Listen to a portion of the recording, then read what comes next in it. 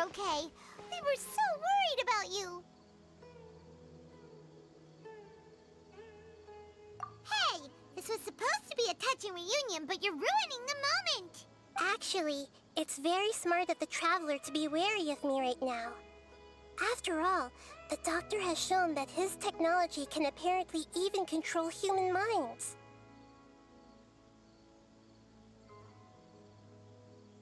Plus, it's not like you could have known what happened after we split up and I was facing the Doctor by myself.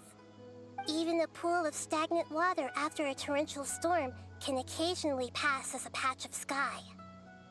Paimon feels like only the real Nahida could come up with such an obscure analogy. Huh? But I wasn't trying to win your trust or anything. All I wanted was to clarify my point. Well, we understand that point now. Please, Nahida, tell us more about what happened. Are those poor people all right? When you left, I was still in the middle of restoring everyone's minds. Thankfully, when the Doctor mentioned depositing information into the subconscious, he didn't mean engraving information into their minds. Instead, he did something closer to creating hallucinations. That was still within my power to fix. Luckily, I managed to finish my restorations and mind jump away from him just as he was about to capture me. Whew. What a relief. The Doctor sure pulled out some hidden cards, but good thing we had Nahida with us. I wouldn't be relieved just yet. I gave away my true identity when I restored everyone's minds, which means we've lost another one of our trump cards. Also, the Doctor is already an expert at modifying Akasha terminals. Maybe it's only a matter of time until he captures my consciousness inside the Akasha. Would that mean you'd no longer be able to jump between minds? Then how do we stop him? He's still at the Academia, so it's possible he already started messing with the Akasha. Ugh, it feels like he's toying with us. What a nasty piece of work. Plus, the Doctor's combat ability alone is apparently enough to make him worthy of being number 2 of the Fatui. We shouldn't give up hope just yet. Let's try to find another way to attack this problem. Actually, Nahida, how did you know we were trying to get to Party's Di? Have you been waiting for us? Yes, I have. I can see the Traveler's elemental energy, so I deduced your destination by looking at the direction you were moving in. You didn't come here for sightseeing, right? Did you find any leads? We're looking for a scholar we know. His name is Tainari, and the sages once tried to reach out to him. Why don't you come inside with us and see what we can find? Okay, let's just hope we won't get him into trouble.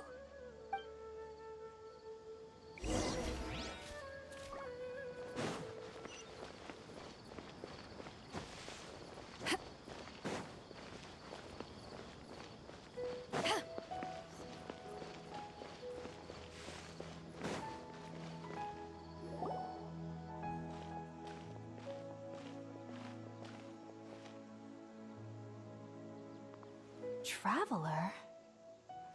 It is you! Ah, it's Hypatia! Ah, what a pleasant surprise! It's so nice to see the two of you again. Who's this? She's a scholar we met in the Avidia Forest. When we last saw each other, she was still training in the... what's it called? Satyavada life? Oh, I see. That's right, we're old friends. You've come at just the right time. Ever since I've come here, hardly anyone has even talked to me. Hypatia, you're way too excited about this. Actually, for you to leave the Avidia Forest means... you're not in training anymore? Wait, no. Did you already finish your training and reach Paripurna life? What do you think? My consciousness has already managed to make contact with the divine. You did it! Congratulations!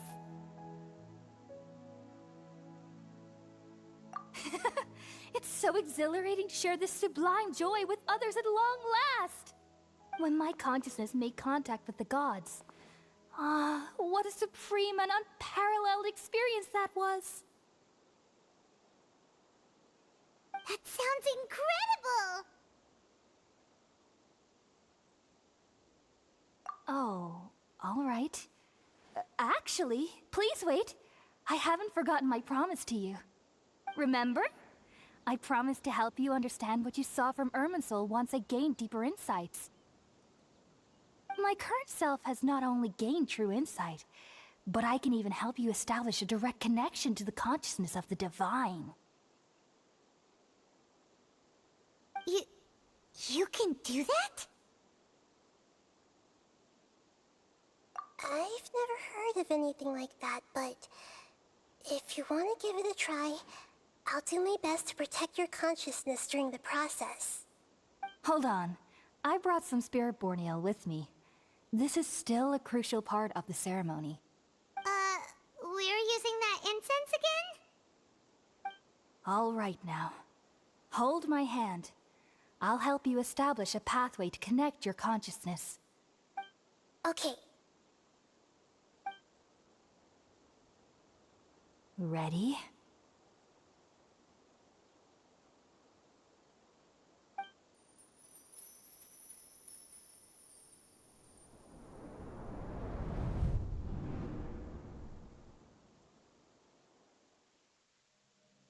It took 3 betrayals for me to finally understand. The world is just an elaborate tapestry of lies. My fury will never be quelled. The first to betray me was a god. My creator. My mother. Valuing strength above all, she saw no worth in me and I was discarded. The second was a human. My family. My friend. Consumed by fear, he saw me as an abomination. The third was one exactly like me. A hope for the future. A fledgling barely out of the nest. Powerless before his mortality, he broke his promise to me. Humans, they can't be trusted. And the gods fill me with pure loathing. So I said good riddance. I denounced the world and laugh in its face. My chest will never again be defiled by worldly filth. I will scrub away every last trace of human emotion. Then it will be empty, a blank slate, and ready to receive a supreme gnosis, brimming with pure divinity.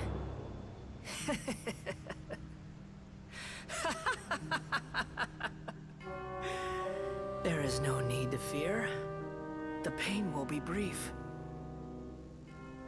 Your era is coming to an end.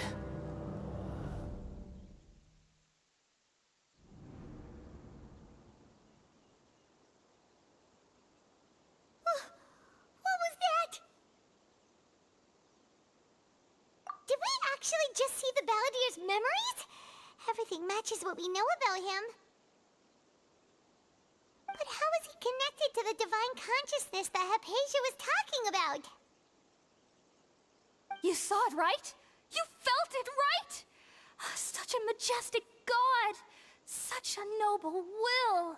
Such sublime emotion! Alas, shame. If only that which beats within my chest wasn't a filthy mortal heart.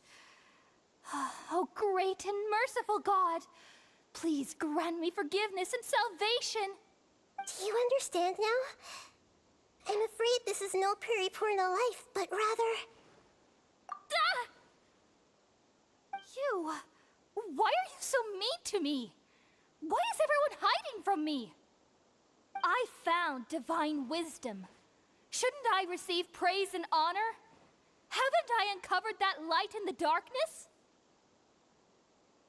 Hypatia? That's how I always thought everything should be. Wait. Have I already lost my mind?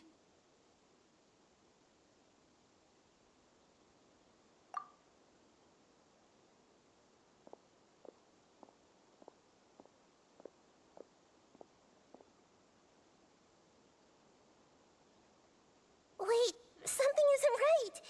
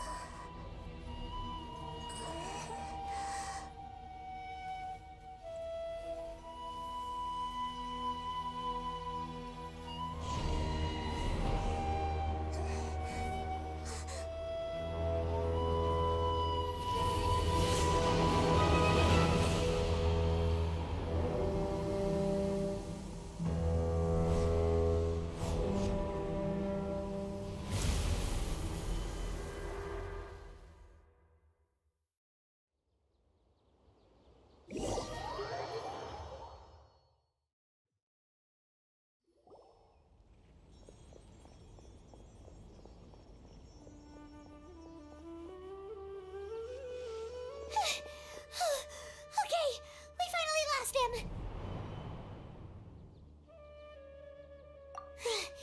Are you okay, Nahida? Wait, no. Something feels different. You're back! Oh, the Traveler's back? Nahida was controlling your body for a while. It seemed like she jumped over to you as an emergency measure right before the Catherine puppet was destroyed. After that, Kainari heard the commotion and came over. He helped us defeat the mercenaries and then he ran with us all the way here. What? You swapped places? You mean your consciousness also went into Nahida's body? Wait, then where is Nahida's consciousness? Where is she now? I never imagined that an individual's consciousness could be transferred around like this. Had I not seen it with my own eyes, I would have never believed it. I don't think this can be achieved with current human technology. Also, while we were running, the consciousness in your body told me to pass on a message. She said, "The doctor has found a way to trap my consciousness, so I can't journey with you anymore. But even in a moonless night, a shower of starlight can still drown out illusions and lies." Oh no! Nahida's trapped in the sanctuary of Sumeru for good this time. Was that message all she left for us? It's pretty vague.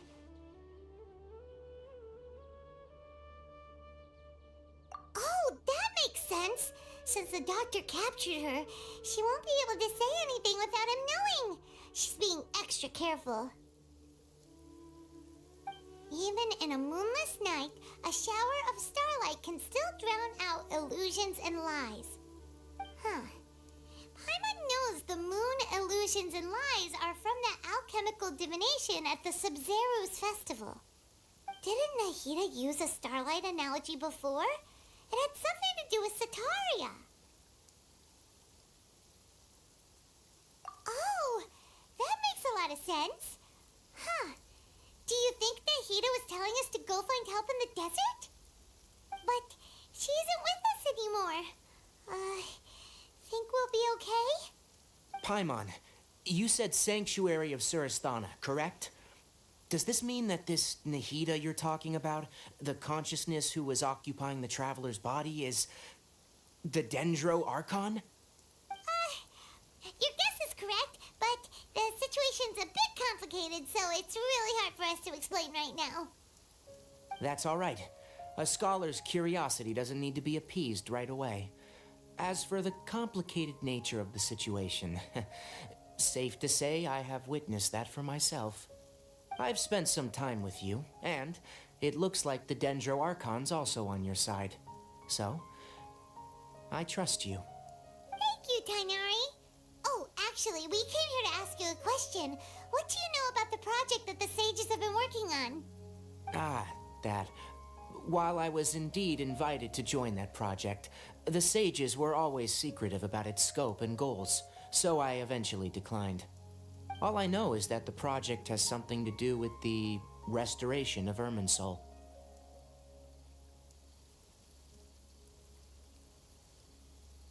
Huh? Did you see something when you were in Nahida's body? What? Do you have any evidence?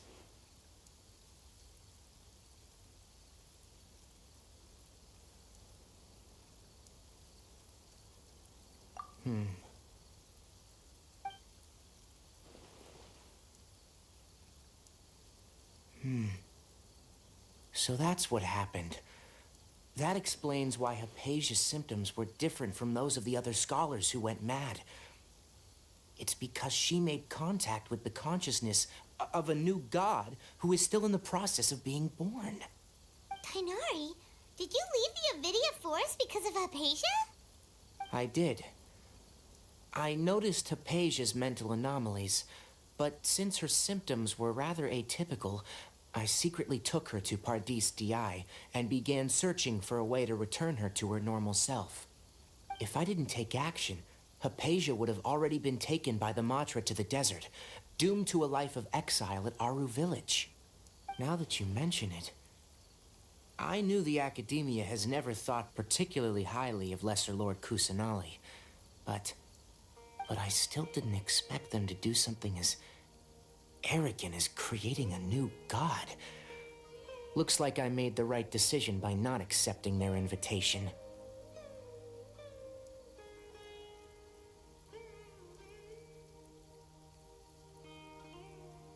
The Doctor and the Balladeer. We have 2 Fatui Harbingers in Sumeru. Sounds like we're in for a bad time. From your description, I don't think they've completed their project. There may still be room for us to intervene. But then, what is the connection between creating a new god and restoring Irminsul? Yeah, it feels like we're still nowhere close to figuring out the sage's goals. Right, we've pretty much gone over everything we need to know, so we should head out. How about you, Tainari? What are you going to do? I'll stay here for now. I still want to try a few more things to help Hypatia. If you're planning to go into the desert, start by heading for Caravan Ribat. That'll be your fastest route. Come find me here if there's anything else I can do to help. May the spirit of wisdom go with you. Thanks, Tainari. Hopefully Hypatia will feel better soon. We're off then.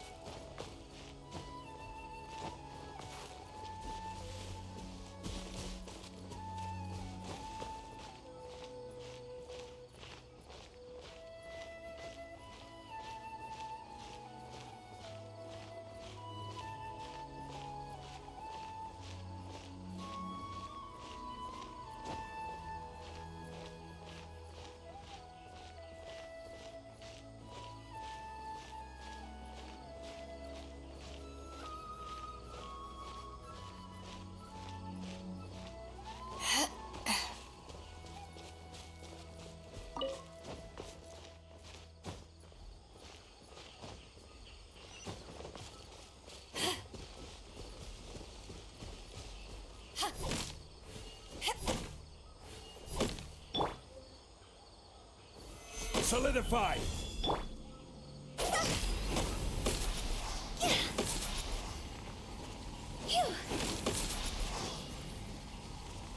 Rise.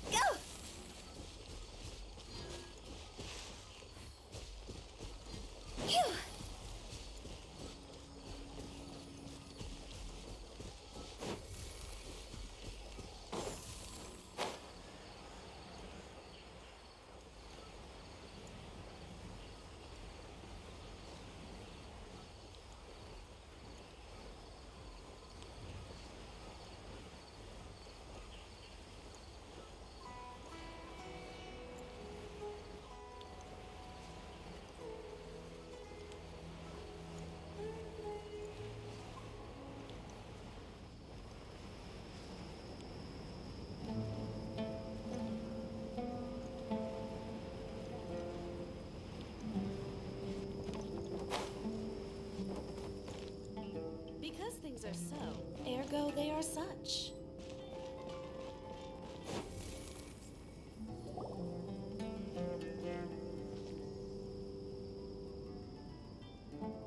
We finally made it to Caravan Reebok. It's pretty lively here. So, just past this wall is the desert, huh? Oh, wow. Paimon remembers hearing people call this the Wall of Samiel. It's made to block sandstorms from the outside. Oh, if it's this tall, it's gotta be the divine work of Greater Lord Rukkhadevata, right?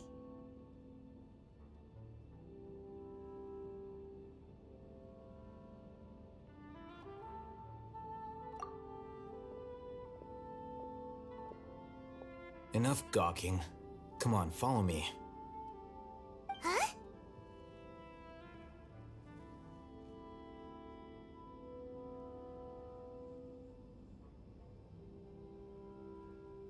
Over here. Oh, Hatham went that way! Let's hurry up and follow him. Wonder what he's up to.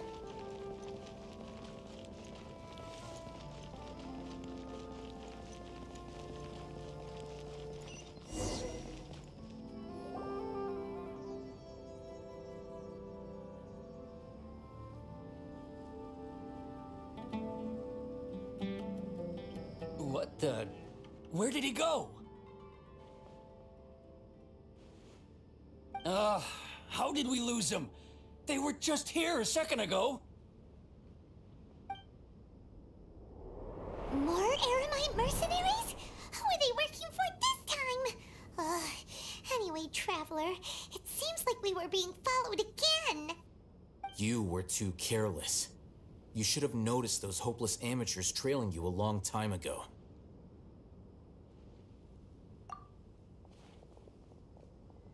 There's no need to thank me. I've never cared to keep track of personal favors. All I did was correct a mistake I happened to come across. It's a habit I developed at the academia. You really gave Paimon a scare, Alhaitham. We never thought we'd run into you here. Last time we met at Port Ormos, didn't you say you were going back to the academia? Wait, don't tell Paimon that you're here to take us back on their orders. Oh, so you've already landed yourselves on the academia's hit list. I can't say that I didn't expect it. However, had I wished to turn you over to the academia, don't you think you'd already be the Eremites' honored guests by now? Oh, right. You do have a point.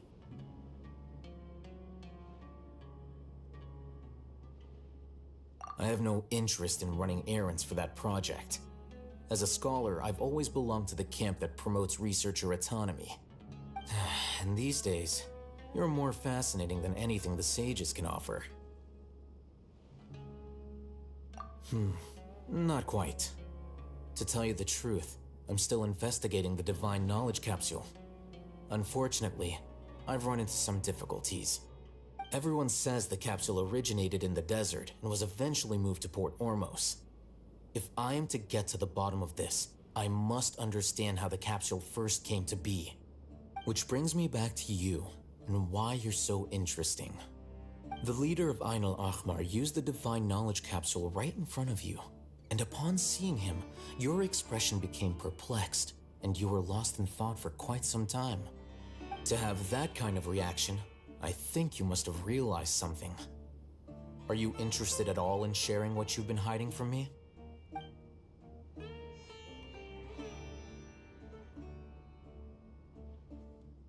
Al-Haytham, you really have a ridiculous eye for detail. What kind of person even notices or remembers stuff like that? So that's your answer.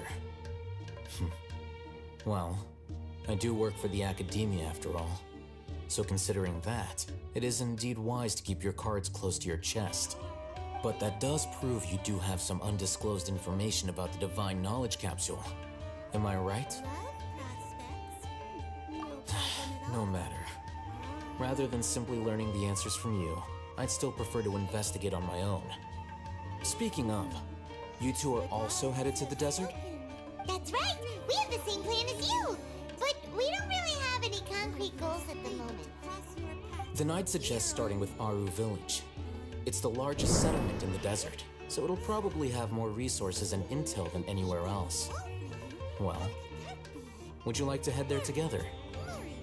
It's always better to travel with someone you know. Let's go!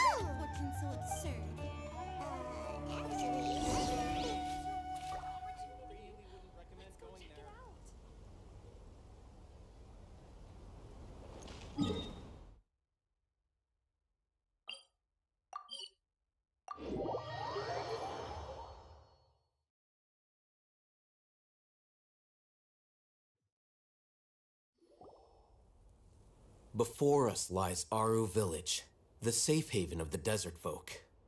Whoa, this landscape is really something else. What a cool place! Let's go check it out!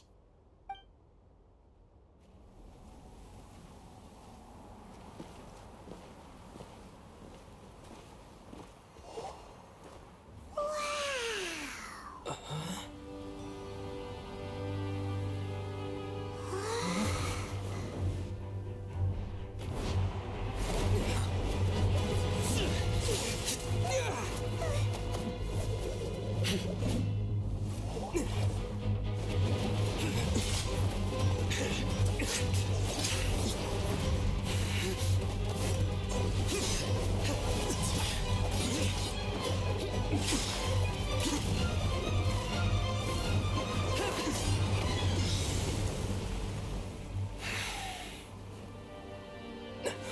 Sino.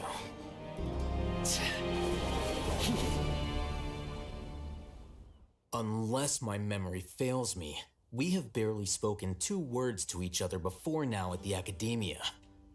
Would you care to enlighten me as to when and how I invited the General Mahamatra's wrath? Oh, Haytham. Do not think you can escape my judgment just because you managed to escape my attack. Judgment? So that's how you'd characterize your actions here, is it? Or would elimination perhaps be a more accurate description?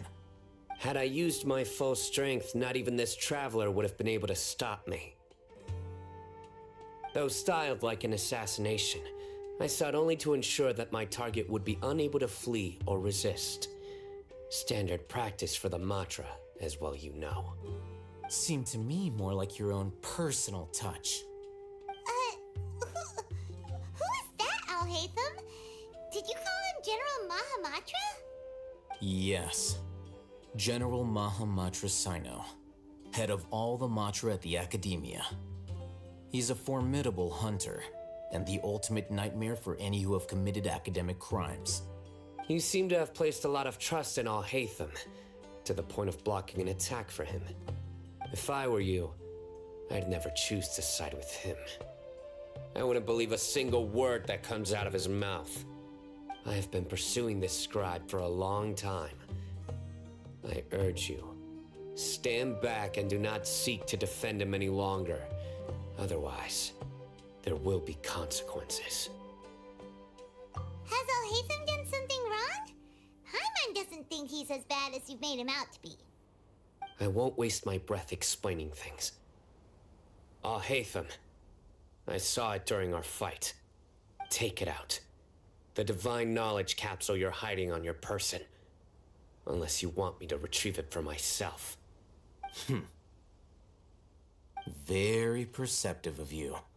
Nothing escapes Amatra's senses. Wait, the divine knowledge capsule? Didn't it fall into the Matra's hands in Port Ormos? No wonder you speak with such confidence, Sino. But I must admit, I'm very curious. What does this capsule mean to you? And why, as General Mahamatra of the Academia, are you all alone in the desert? As far as I'm aware, the other Matra have been speculating about your disappearance. Have you been given a mission that's, let's say, morally dubious? If I was the real target of your mission, what was stopping you from simply using your authority and resources to judge me within the walls of the Academia?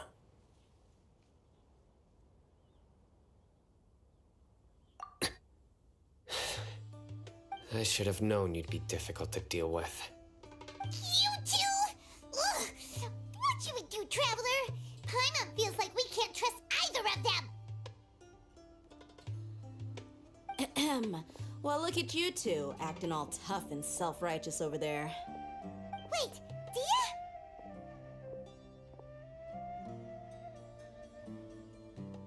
Great! Finally, someone that we can trust! You gotta help us out here, otherwise these two are gonna start fighting again! Yeah, sure looks that way. Two giants from the Academia duking it out once and for all.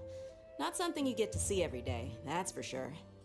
Listen, I know you academic types love to fill up your big brains with self-righteous morality and lord your empty rules and virtues over each other. But how dare you bring your petty disputes into the safe haven of Aru Village? It seems like someone's gonna have to beat some sense into your thick skulls until you finally learn to respect these grounds.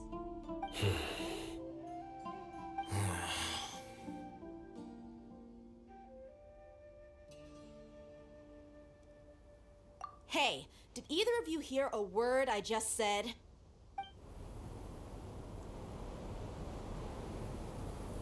Whoa, what's going on? The wind's so strong! Is this a sandstorm? Paimon's gonna get blown away! Another sandstorm? What's up with these recently? Hey! All of you, over here, quickly! We have to take cover! Someone's calling for us! Oh, this wind is too strong! Let's get over there! That sounded like Candace. Come on, you two. Jeez, are all of you Academia folks such hard work? Move it! All right, stop yelling.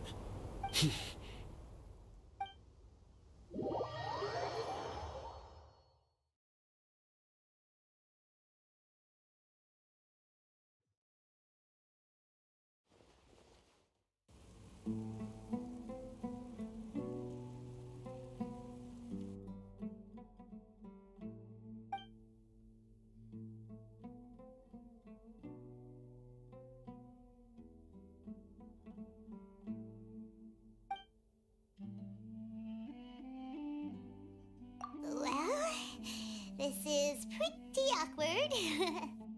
Hey, wanna play sardines with three people who wanna tear each other limb from limb? Sure, why not? Sounds fun. The air is so thick and heavy. Paimon can hardly keep floating anymore. My sincere apologies, everyone. This is the home of our village chief. I will have to ask you to make do with this small room until the sandstorm dies down. Please, let me introduce myself. I am Candace, protector of Aru Village. Our savior has come at last! Nice to meet you, Candace. The name's Paimon. Thank you so much for helping us. There's no need to thank me. It's only right to help each other when the weather gets rough. Wow. She's so gentle and caring, like a nice older sister. Unlike those guys over there. All right. Now that we're all better acquainted, we should return to the topic at hand. As a guardian charged with the responsibility to protect my fellow villagers from harm, I was observing your conflict from afar, even before the sandstorm started. And now that you have set foot within our village itself, it is all the more my responsibility to make absolutely sure that you pose no threat whatsoever to us. So please, have an honest and sincere conversation with one another and put your hostile feelings to rest. If anyone dares to start anything again while they are under this roof, I will not hesitate to send them out for some quality time with the creatures of the sandstorm. Oh, on second thought, Paimon may have misjudged Candace's character. And that goes for you too, Miss Dia. Do I make myself clear? All right, we got it, Candace. That's what I like to hear. So, which of you will begin? I was supposed to be a mediator, but I might have gotten a little too involved just now. Anyway, one of those two should probably start talking. Wait, that was you trying to be a mediator? I have nothing to hide, so there's no shame in explaining myself. While Al-Haytham wasn't wrong about the other Matra not knowing my whereabouts, it's not because I've been assigned a morally dubious mission. Rather, I've chosen to exile myself. Huh? Exile yourself? A little while ago, I discovered that there was data missing in the Academia's project planning and development files. What little they did report clearly did not match the project's actual progress. As General Mahamatra, I had the responsibility and authority to request an audit. However, to my surprise, the person responsible for the erroneous data was none other than Grand Sage Azar himself. I tried to investigate the issue myself before submitting a formal audit request, but I soon found that all leads and potential pieces of incriminating evidence were carefully concealed from me. I began to realize that they were cautious of me from the very beginning. Unsurprisingly, the Grand Sage rejected my audit request as soon as the submission reached his desk.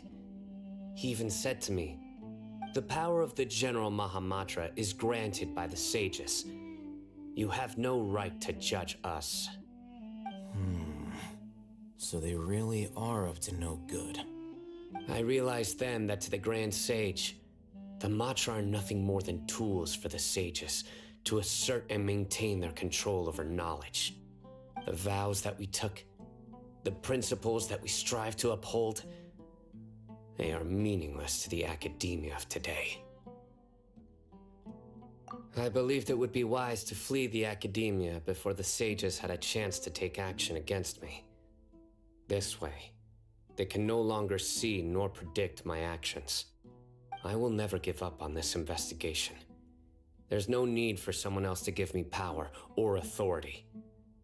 Once I find the truth, I will administer judgment by my own name. Sino seems to have the same goal as us.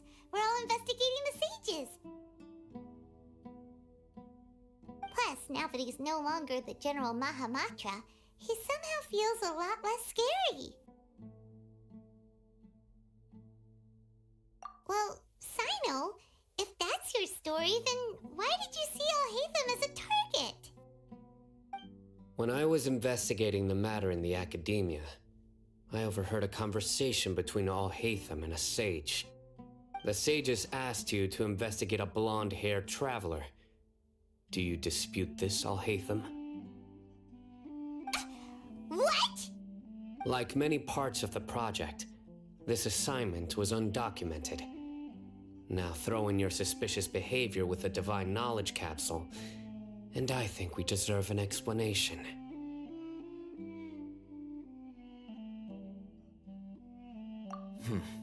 Yes. I was indeed tasked with investigating the Traveler.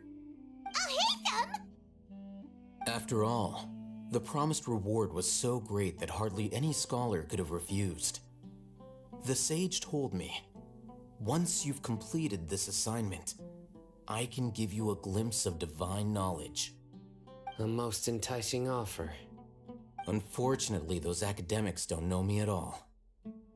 Their words contained one key piece of information, namely that divine knowledge indeed exists. That gave me all I needed to know. From my perspective, the sages are far from trustworthy. Think about it. Isn't it a little strange they're so willing to share divine knowledge with anyone, even as a reward? So, I began my own investigation following the lead of the divine knowledge capsule.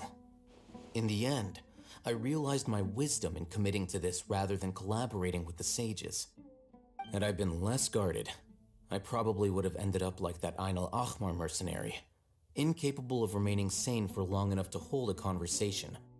You mean that the sages originally planned to dispose of you, using one of those capsules that drive people insane?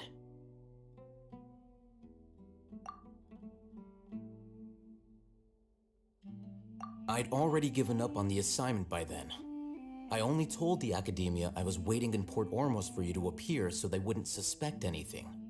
So it came as quite a surprise when I encountered my erstwhile target while investigating the divine knowledge capsule. Criminals do love to talk about coincidences.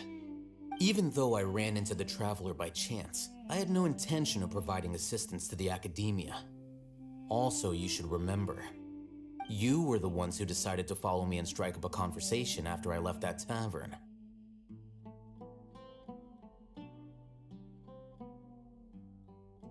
That's true.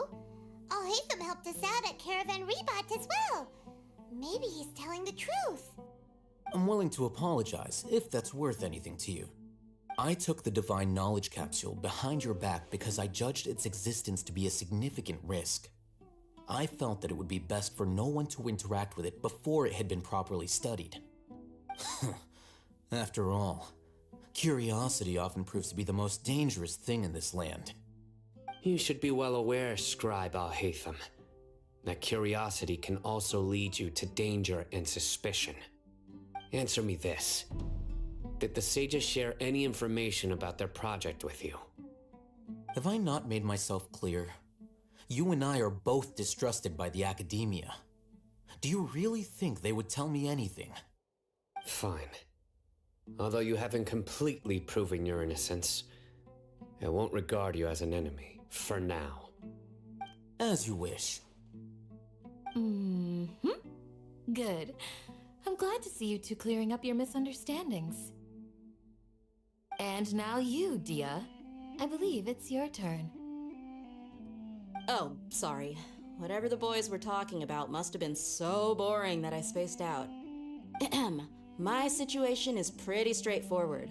My employer, Dunyarzad of the Homayani family, is friends with the Traveler and is currently recovering from her illness at home. I had nothing going on, so I decided to return to Aru village for a visit. I was actually looking forward to a pretty exciting time getting back together with everyone here. But then I saw these two random guys in the middle of a pointless argument. It ticked me off, and things went downhill from there. Is that all? Well, I will admit that definitely sounds like your style. In that case, welcome back, Dia. That's more like it. I missed you all so much, Candace. Whoa! What was that sound? No need to worry. Now that you're no longer at each other's throats, please make yourselves at home. I'll take a quick trip outside to clear out some of those creatures in the sandstorm. Creatures? In the sandstorm? Are you sure you don't want some backup? Fighting in a sandstorm is not for the faint-hearted. Anyone without extensive training in these conditions is at a disadvantage. You needn't worry. Yeah, just leave him to Candace. Don't worry, she's as tough as they come.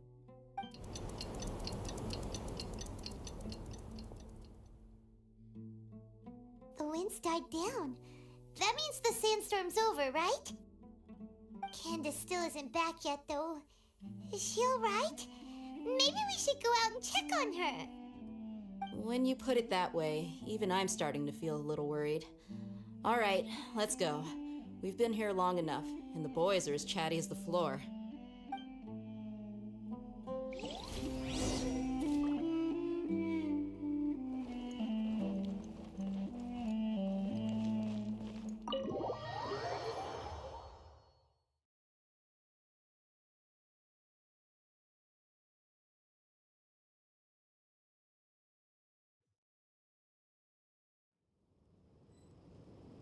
All right.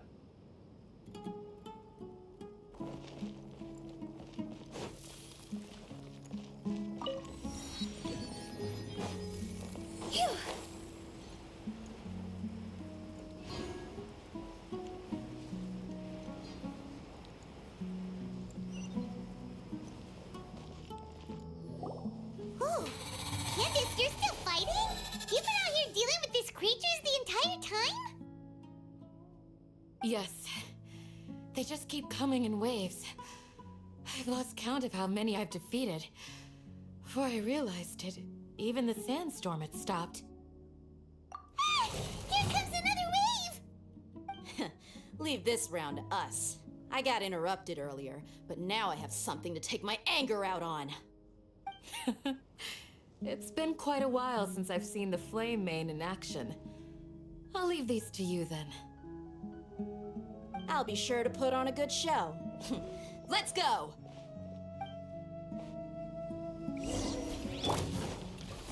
Stabilize! I will have order! Eyes on me!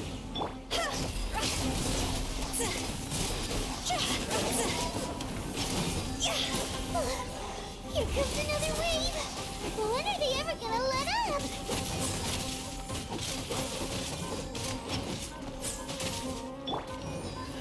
Solidify! Go.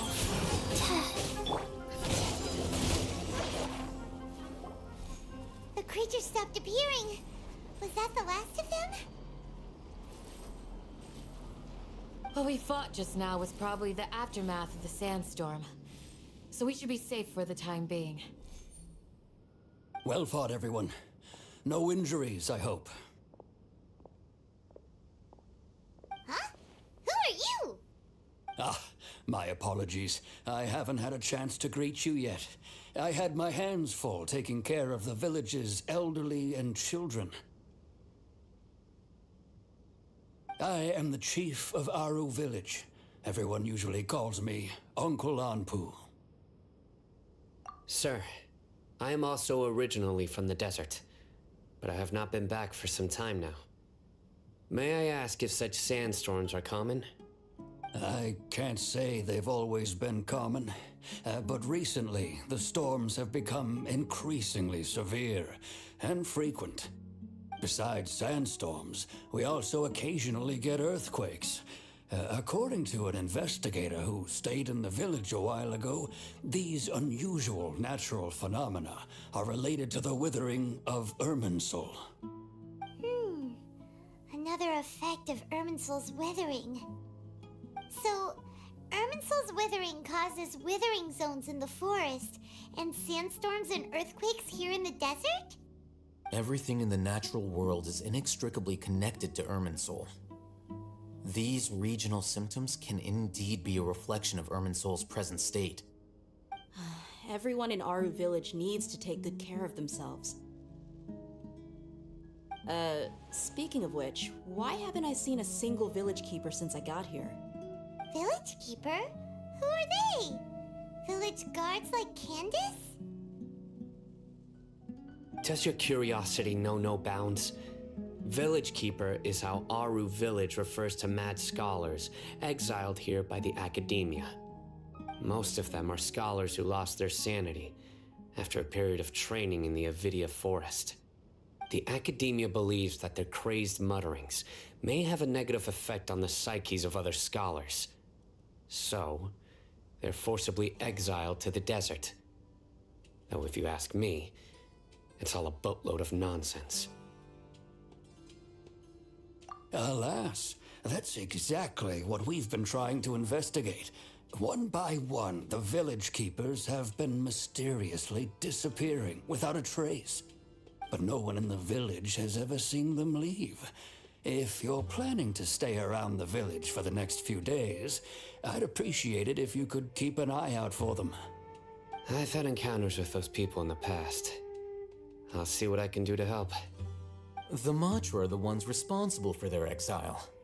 Now that you're no longer with them, are you trying to alleviate your guilt and atone for your past sins? I'm fascinated by how you think. Mock me if you will, but if you are guilty, I will eliminate you, regardless of my position or identity. Oh, you're the former General Mahamatra.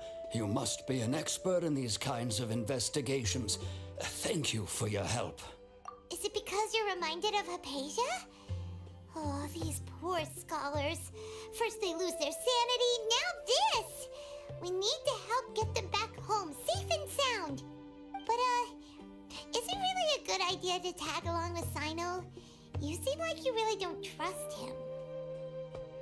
I'll be grateful for the assistance. No doubt you will do a better job than some of my former subordinates. Let's start by finding a spot to share what we know so far.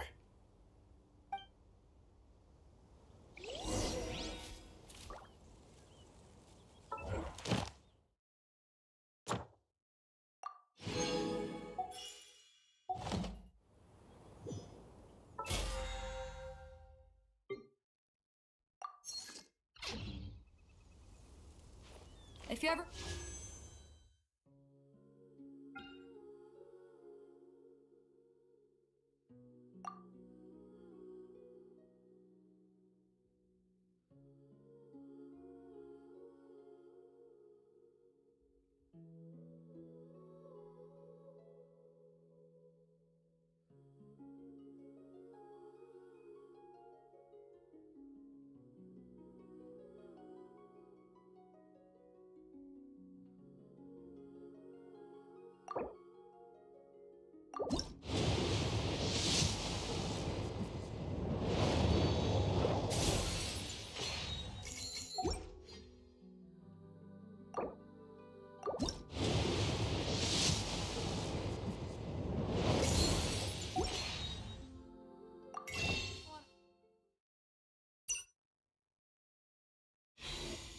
Trade tactics. I'm always ready.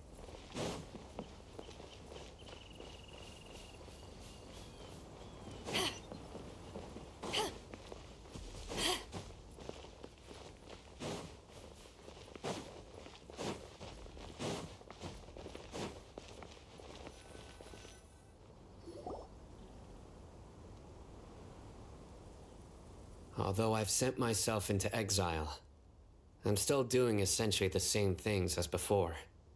Do you still have any questions for me before we start our investigation?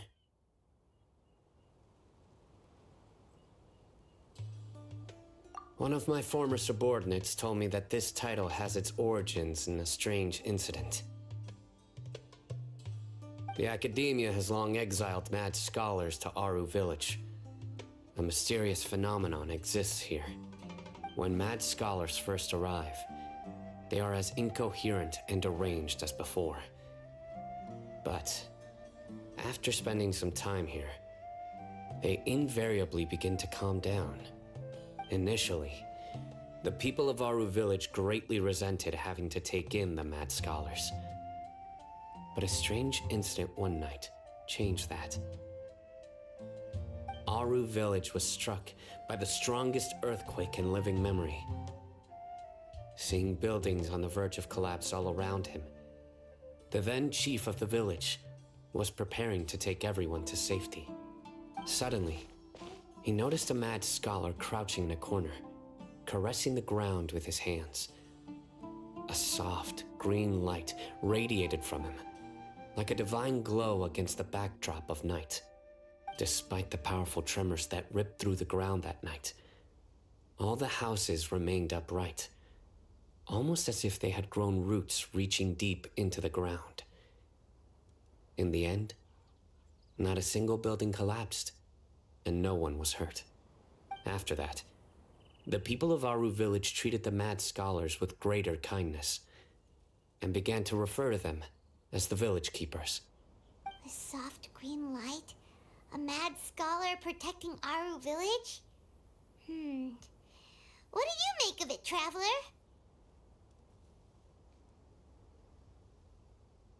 Paimon thinks so too.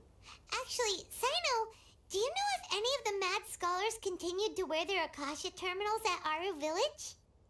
In theory, they would continue wearing them so the academia could still monitor their activities. With that said, the main Akasha system would no longer have any interaction with them. Oh, no wonder! Everything makes sense then! Add in the fact that they calmed down, it was probably Nahida who calmed them. If you are able to draw a conclusion from this one story alone, then it appears you possess much more information than I do. So, what do you make of the story?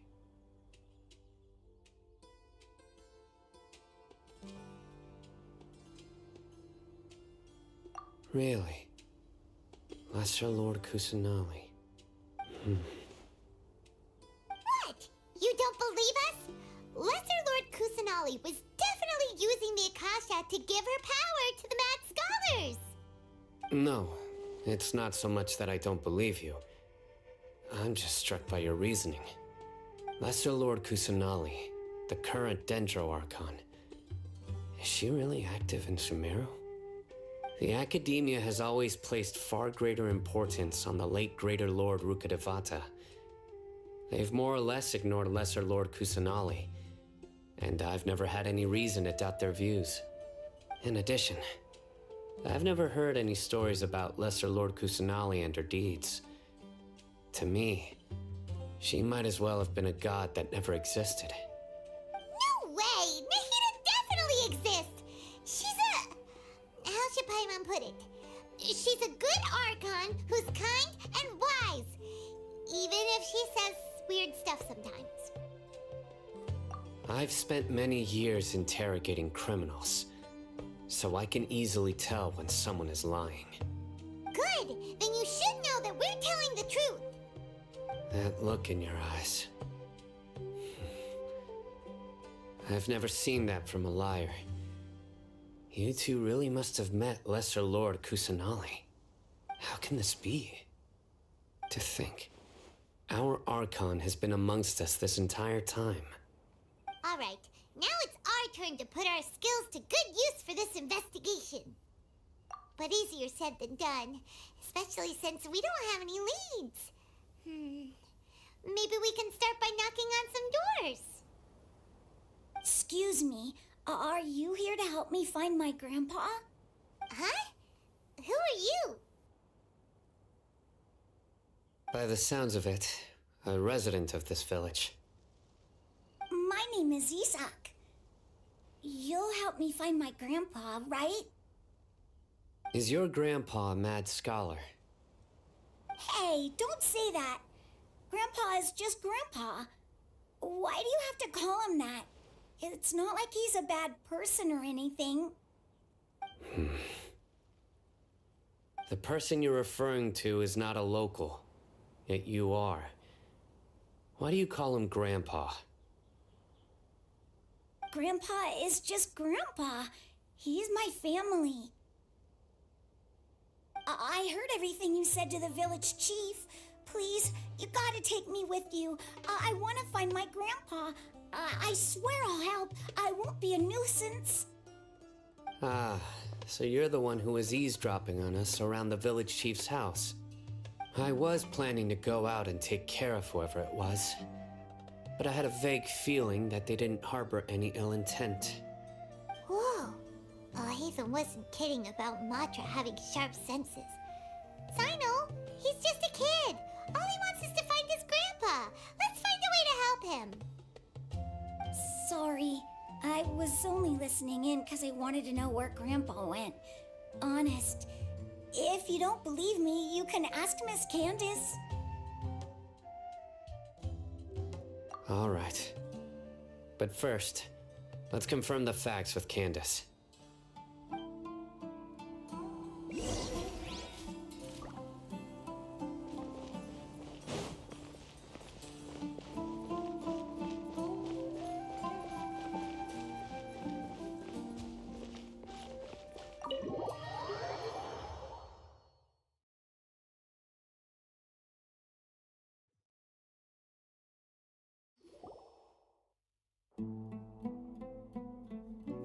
Cyno is super vigilant. Is this what all the Matra are like? Ah, you're back already. We just wanted to confirm something with you. Do you know a boy by the name of Isak? I had a feeling he'd go looking for you. Huh? You knew this would happen? Yes. Although he tried his best to stay hidden, I still noticed him eavesdropping outside the window. He really wants to get his grandfather back. Isak's parents were both Eremite mercenaries who rarely returned to the village after finding employment in the city. He was raised by his grandfather. Unfortunately, it was only a few years before his grandpa passed away. Isak was still very young at the time, so various families in the village took turns caring for him so he could survive. Later, an elderly mad scholar arrived at the village.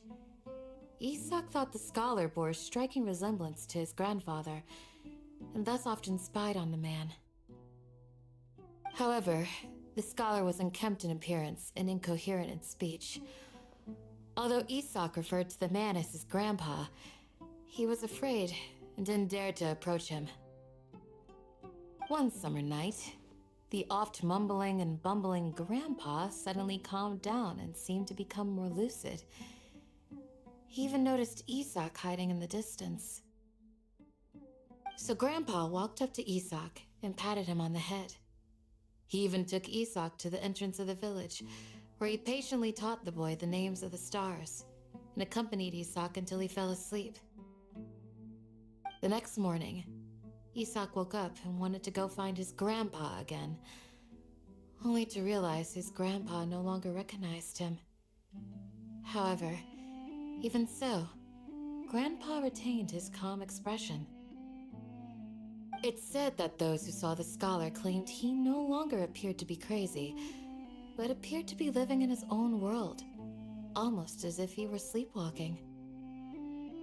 Isak was thrilled that his grandpa was able to find peace and would follow him all the time, asking him things like, "Grandpa, want me to take you somewhere fun?" Or, "Grandpa, could you tell me stories about the stars again?" All this somehow just makes Paimon feel really sad. It seems like they both deserve so much better. Perhaps. Nearly everyone who lives in the desert has some form of hardship or regret. But even so, we must still continue on with our lives. It's also my reason for fighting. I must continue to protect this land.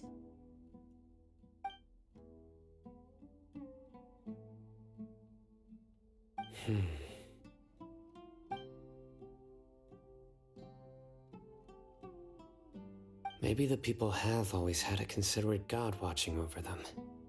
Huh? What did you say, Cyno? No, nothing.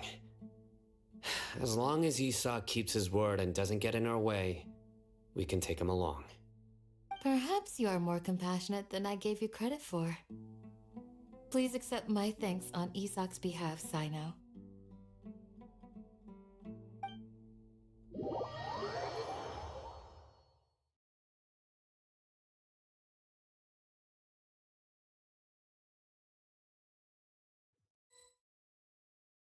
Hey, Isak! Oh, it's you guys! We've cleared everything up. Let's go find your grandpa. Really? Wow! Thank you so much!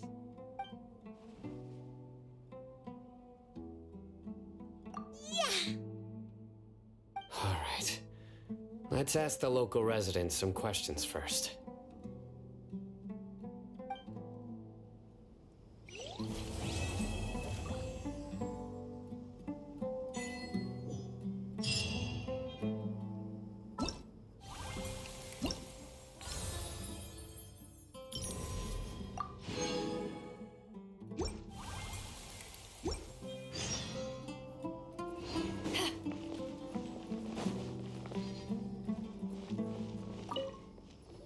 Excuse me, did you happen to see where the missing scholars went?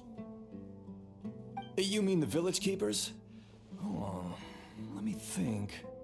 When I was eating dinner the other day, I saw one of them by the side of the road, muttering away and eating mushrooms and tree roots. They shouldn't go around eating that kind of stuff. Okay. Did you notice anything else? Anything else? No, I think that's all I have to tell you. Sorry.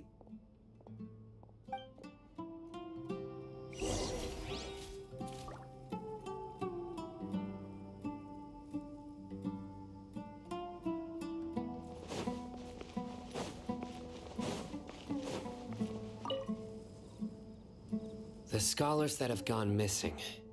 Have you seen them? Those eyes. Those fierce eyes. You look like a real fighter. Don't change the subject. Right. You were asking about the mad scholars. I think it's been a few days since I last saw them.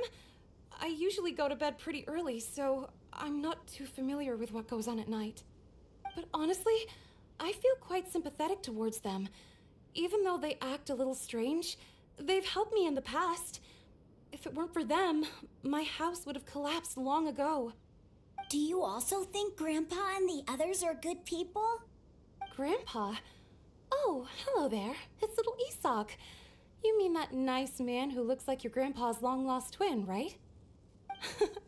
He was actually the one who protected my house. I saw it with my own eyes. He happened to be staying near my house that day and was doing something with his hands on the ground. It still feels pretty surreal now that I think back on it. Did someone teach them how to do that? Well, whatever the case, I'll always be thankful to him and whoever taught him to look out for others. I'm pretty sure that if I ever went mad, I wouldn't be able to do anything like that. Gotcha. Thank you. Yeah, I've been doing this for 3 days now, but not continuously though.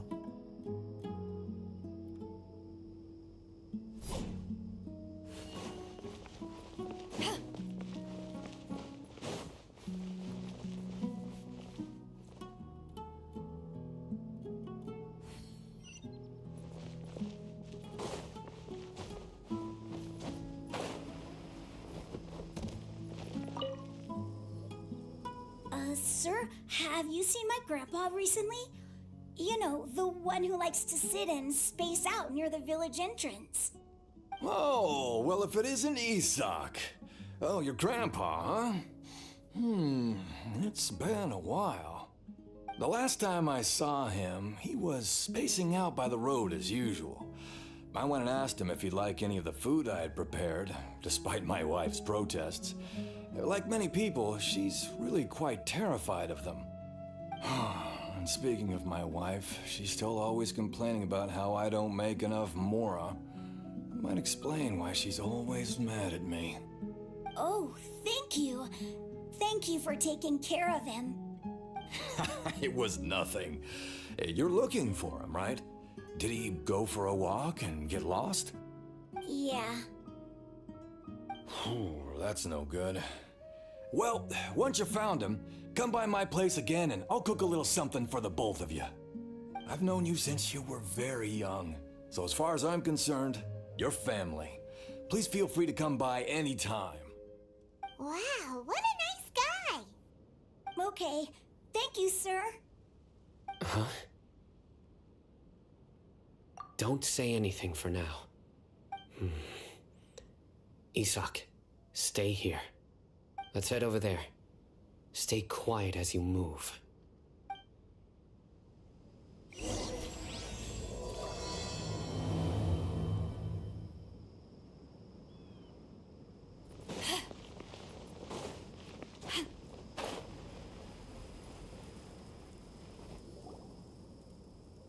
Listen, see if you can make out what they're saying.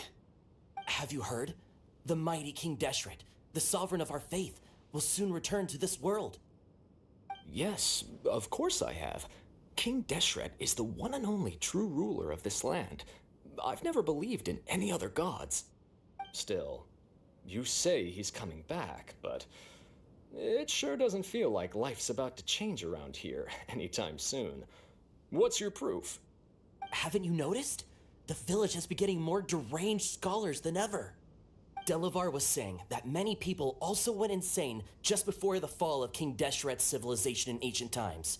We don't quite know why, but it seems like there's some sort of connection between insanity and King Deshret. Isn't it a sign of King Deshret's power that all the mad scholars have disappeared? If you ask me, they must have been chosen as the final sacrifice for King Deshret's resurrection. Huh. Now that you say it, that does make some sense. Does this mean our lives are finally going to take a turn for the better? Exactly. Those city folks will get what's coming to them. Now, repeat everything you've just said from the very beginning. Huh? Who are you? Where did you come from? My patience is running thin. You heard what I asked.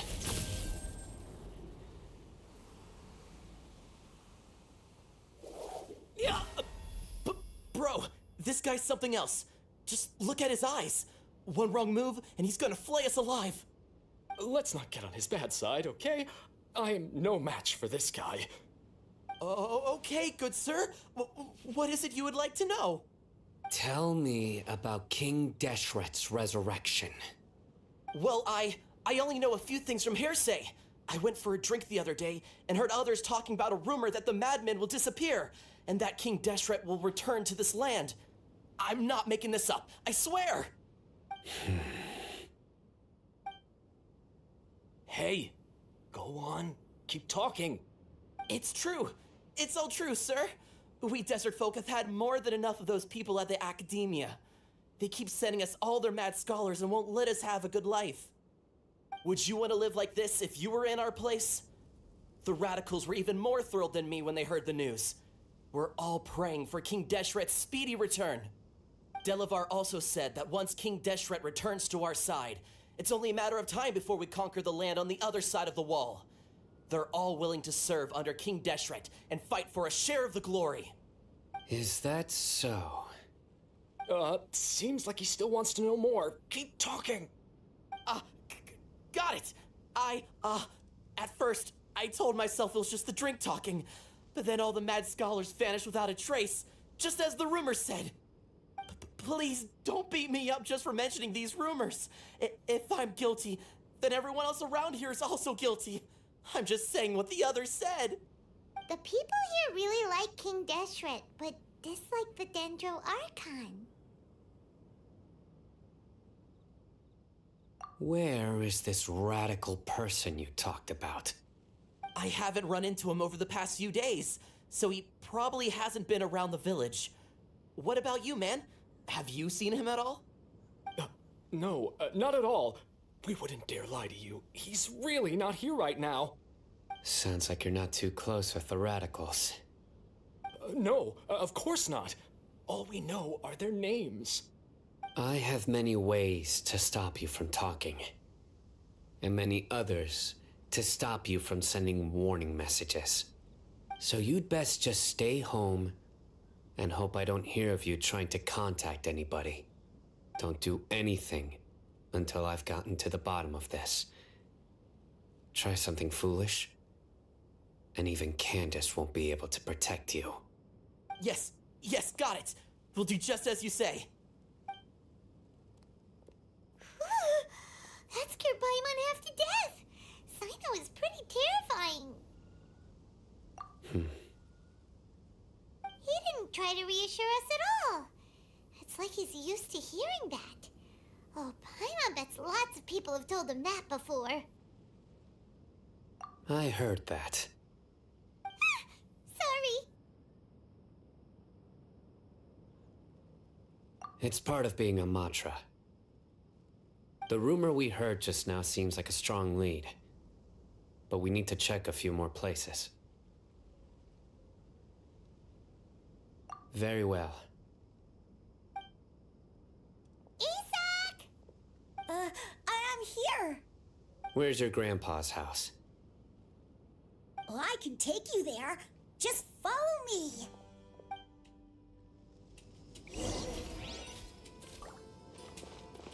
Join the Eremites. Embrace a wonderful new life.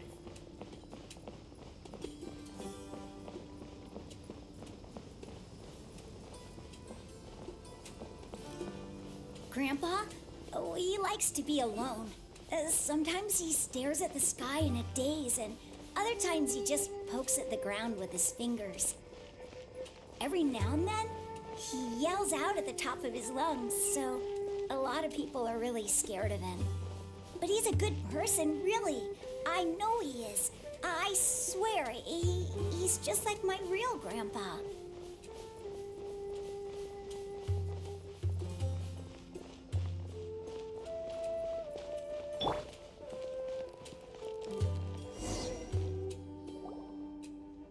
This is where Grandpa usually stays.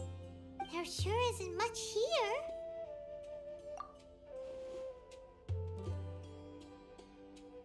No. Incense? Please don't say it's the same one as before. But are you okay? Are you getting dizzy or need to lie down? There's a scent that you can sense, but I can't. A certain traveler here once passed out from that smell. Thankfully, Tainari saved the day. And then he gave us a long lecture to explain all about how it worked. So, you know Tainari? Huh?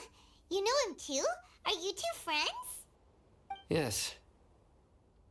Now that I concentrate, I can also make out the scent of incense.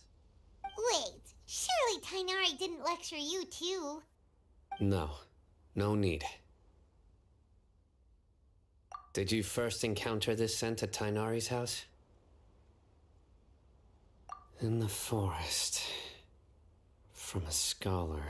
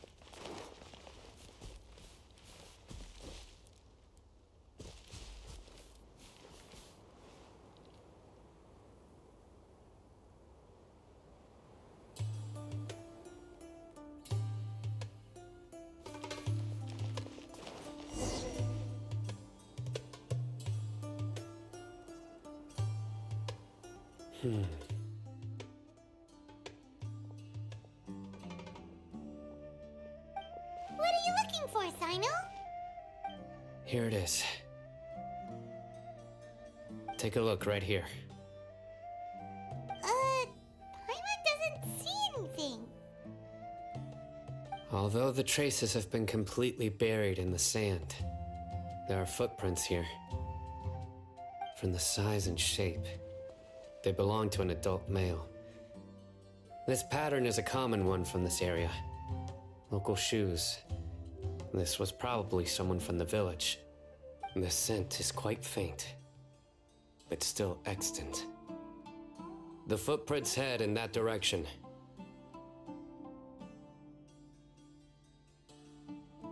But who would come looking for Grandpa?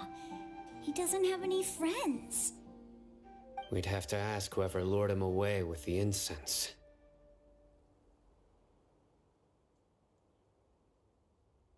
Huh? So you can lure someone away with just a scent? Hey! What's wrong with liking good food? Everyone's got something they love in life. Exactly. Most scholars are fond of incense, since the smell supposedly helps them clear their minds and discover new knowledge.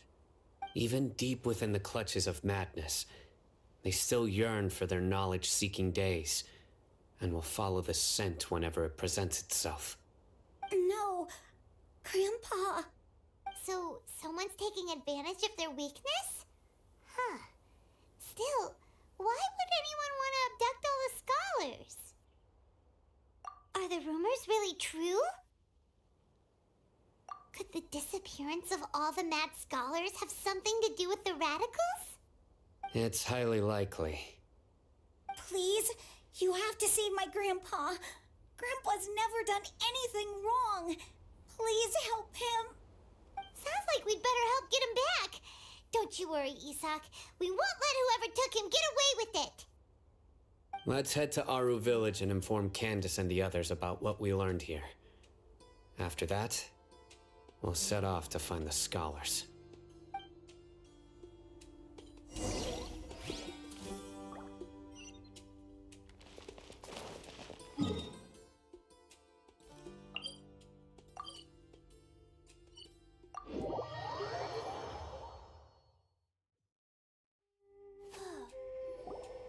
Right.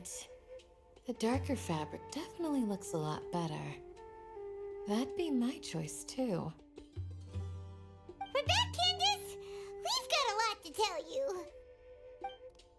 Ah, welcome back. Sounds like everyone's friends already. Oh, Dia's here too! You bet. So, everything goes smoothly? Reasonably.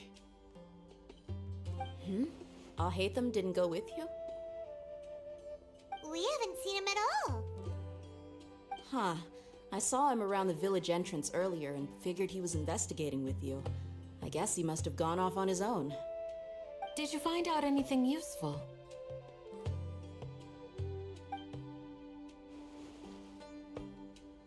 I see.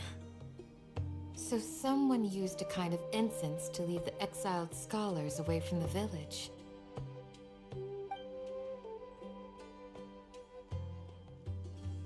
The resurrection of King Deshret? First I've heard of it. Far as I know, the kind of incense you just mentioned is only popular beyond the wall. Scholars are fond of it, but as you can see, there aren't many scholars still studying around these parts. No seller would be able to make a profit here. Not to mention, making incense is a labor-intensive process. You won't see anybody in the desert with the patience to make or sell something that requires that kind of effort. It seems someone from beyond the wall must have been supporting this. Makes sense. So what should we do then? Do we go back to the academia and search for leads there? If it was any other day, that would be your next logical step. But today, you've got me on your team, so you get an extra tip. Didn't you say that the villager got his news from the tavern? Well, I also like to drink at the tavern, so I know a thing or two about these radicals he mentioned. If Paimon remembers correctly, the leader of the radicals is some guy called Delavar. Ah, yeah. Delavar, the scar-riddled bandit, Engur, the wide-eyed butcher, and Jabari, the duck-tailed bearded crook. The whole lot of them are known around these parts.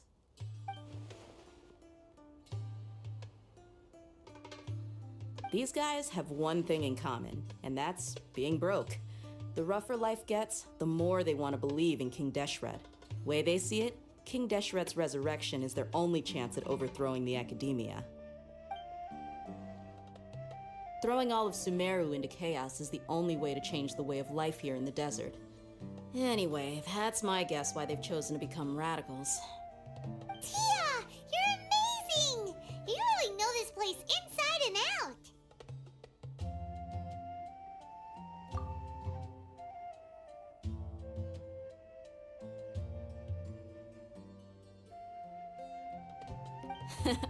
No merc can afford to slack off on gathering intelligence.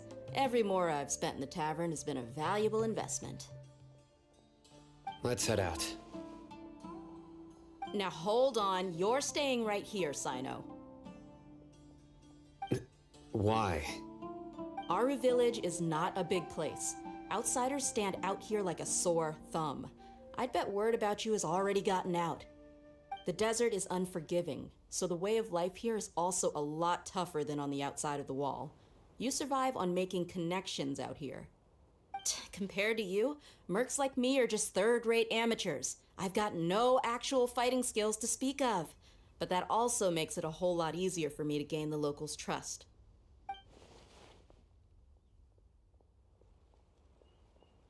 I need to go around and ask some questions, but it'll be difficult if you're with me. Fine. Good, then we've got a plan. The Traveler and Paimon will go to Caravan Rebot with me, and we'll try our best to figure out where the Mad Scholars have been taken. Sino, you'll have to stay in the village and continue investigating on your own. All right, sounds like a plan.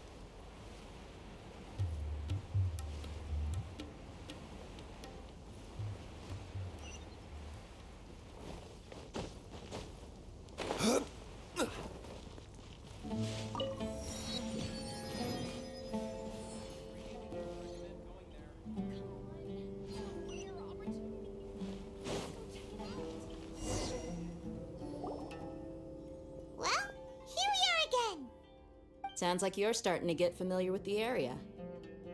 Paimon's amazed every time we see the wall of Samiel. How can a wall this tall even exist? It's almost unreal. I know what you mean. I had the same question every time I walked this way when I was a kid. Also, why is this high wall here? And can a wall really block sandstorms? It was only after I grew up that I realized the wall of Samiel isn't just there to keep out the sandstorms. It serves a more important purpose, keeping out people like us. Sumeru is run by wise and mighty sages. To them, us desert dwellers are nothing but tools that can be used and discarded at their whim. We're cheap labor, like livestock, but easier to control. Nothing more.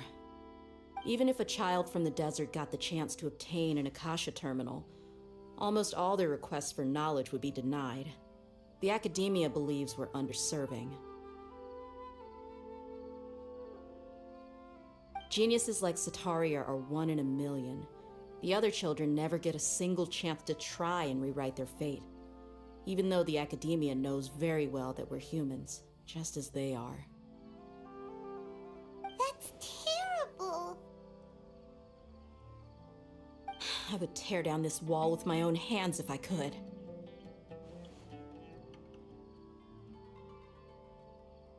Hey, Dia. You're not thinking about doing anything scary, are you? No, not at all. This place just gets me thinking, that's all. Besides, we're here to procure information, aren't we? Yep, we gotta catch those... Shh. Caravan Rebot is crawling with people, so be careful what you say. We don't want anyone to find out what we're here for. Our mission started the moment we arrived here. Let's go check out the tavern. Maybe we'll find someone I know.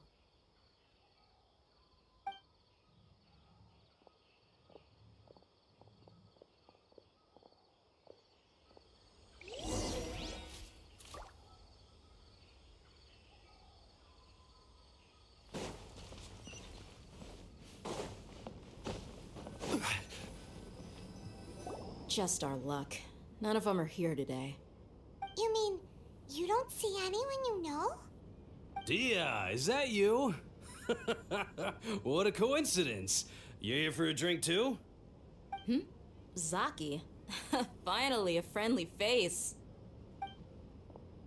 Oh, and who do you have with you here? Guests from another land? Hello, hello. I'm Zaki. Dia's, how would you put it? Drinking buddy? We've had drinks together a few times. You could say we go back a ways. Anyway, as far as my friends here, they aren't too shabby, are they? You rarely see any Outlanders so friendly and respectful nowadays. Absolutely. Much better than those people on the other side of the wall. So, Dia, are you looking for someone? Yeah. Have you seen Engur, Delavar, or Jabari recently? Of course I have. Matter of fact, we were all here drinking together just a few days ago. I've got a spice trading deal from another nation. I thought maybe Delavar and his friends might be interested. Know where I could find him? Ah, how thoughtful of you. Then I assume you also know that Delavar's been having a hard time making ends meet these days, so you came here to help him out? Hey, keep it down. Let's just say I prefer to keep this deal a secret. Y'all at Caravan Rebot are like family. If there's more to be made, why not do it together? Besides, Delavar and his friends have muscle. They'd be a good fit for escorting the goods. Yes, how considerate of you. Delavar's my friend too, so of course I can take you to him. Come with me.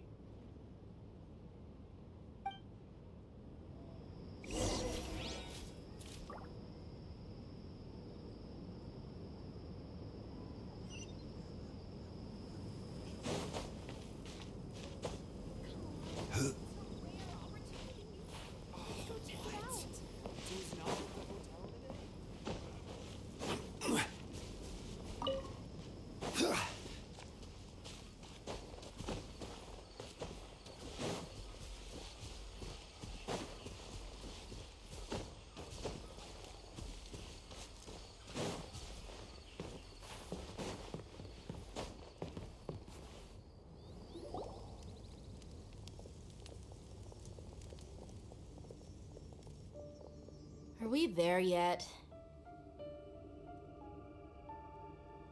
Yep, this is the place. This place is practically deserted. What are they doing in a place like this?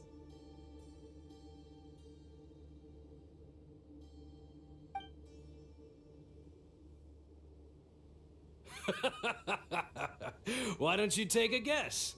Go on, a wild stab in the dark. You're like lambs to the slaughter. Oh no! It's an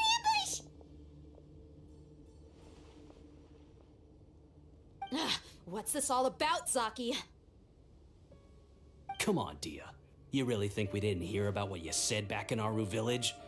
The boys have kept a close eye on you from the moment you set foot there. Not only do I know that you're looking for Delavar, I also know that you've teamed up with people from the academia to look for the missing scholars. So, you've been watching us from the very beginning? Uh-oh. Paimon knew leaving Sino behind was a mistake! And you left the strongest one in the village, didn't you? Who do you think you are? You really thought we'd fall for your little business deal nonsense? So you and Delavar have been partners all along. Dia, I guess it's only natural for a traveling mercenary like you to be out of the loop. Those of us who hang around the tavern have stronger bonds than you think. But you got one thing right. We're all looking forward to an uprising in Sumeru.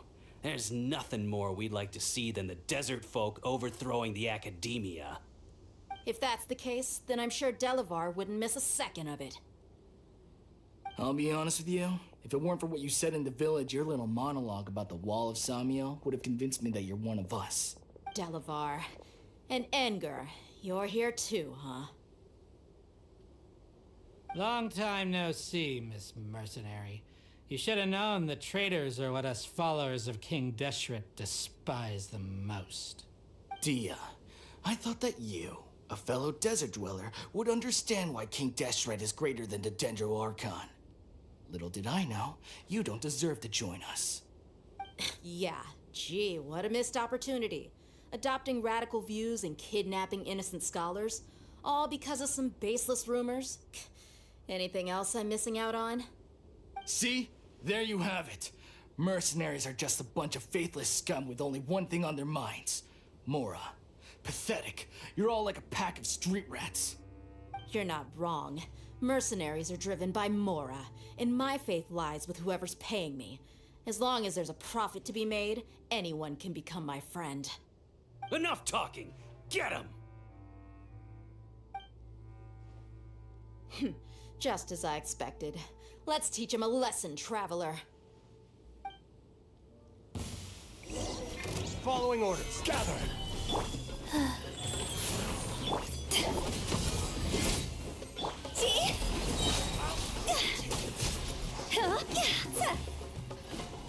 Cross over!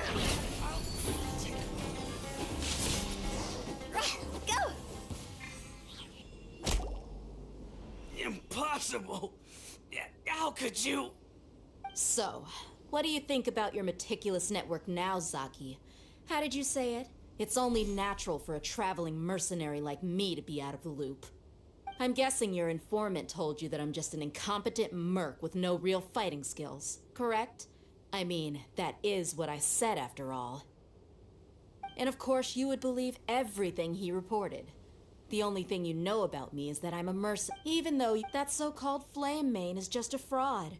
She admitted it herself. She just uses her connections to gain the trust of others. That's what you thought, right? Ugh. You lied in the village because you figured that we'd have people watching you. And you were stupid enough to fall for it. I figured as much the first time we drank together. You all thought you were so smart. Pathetic. Okay, that should be all of them. Whoa!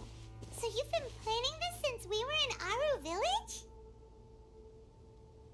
No task can be done without preparation. I just happened to notice a couple suspicious-looking people while you were out investigating.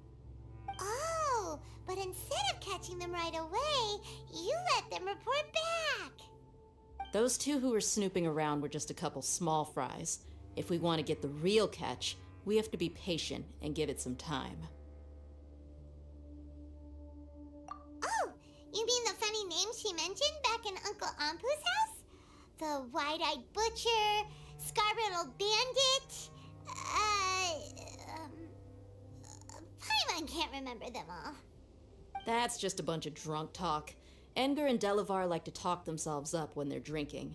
Engar, the wide-eyed butcher, and Delavar, the scar-riddled bandit, are the nicknames they came up with for themselves.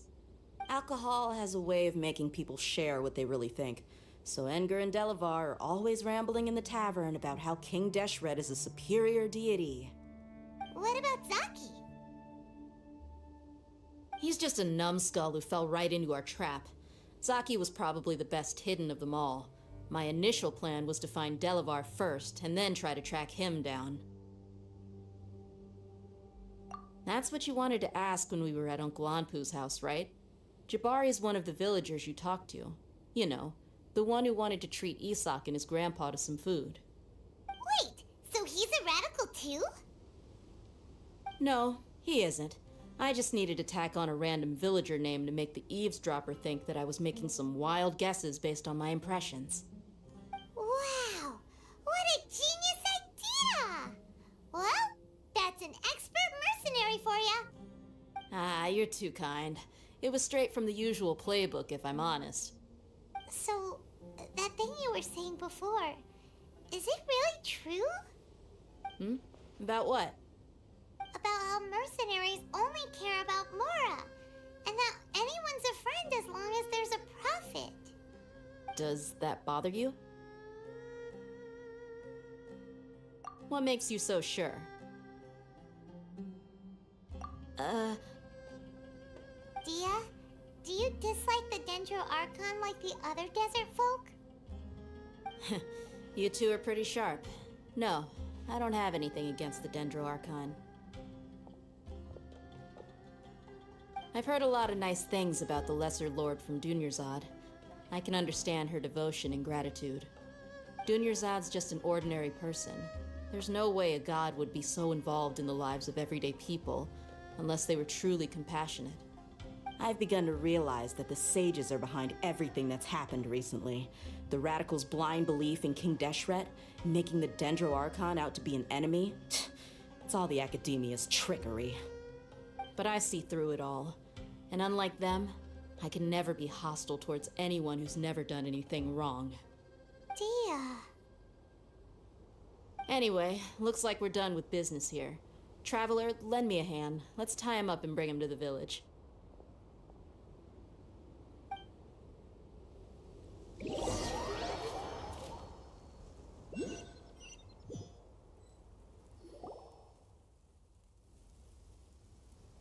This should be all of them. I'll let you take it from here. All right. I'll be in touch. Until then, please stand by. Candace, do you need any help? Candace will be okay on her own. I trust her, so you can too. She's been guarding Aru village for quite some time now. If anyone is qualified to question the offenders, it's her. While I'm questioning them, why don't you pass some time by exploring the area? I'll meet you back here tomorrow morning, Traveler. As for these idiots, let's just hope they live to see another day.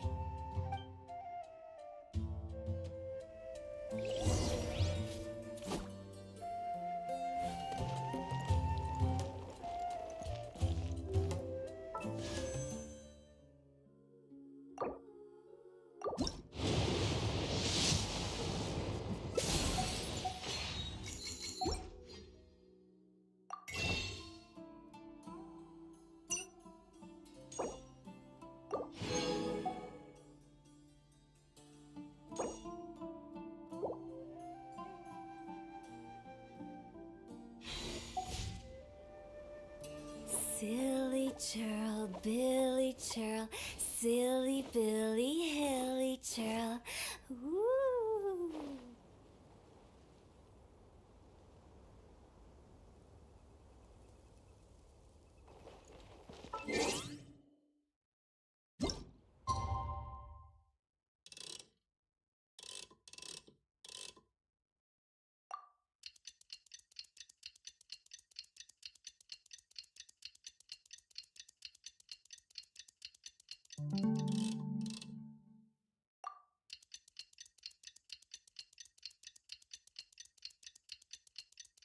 You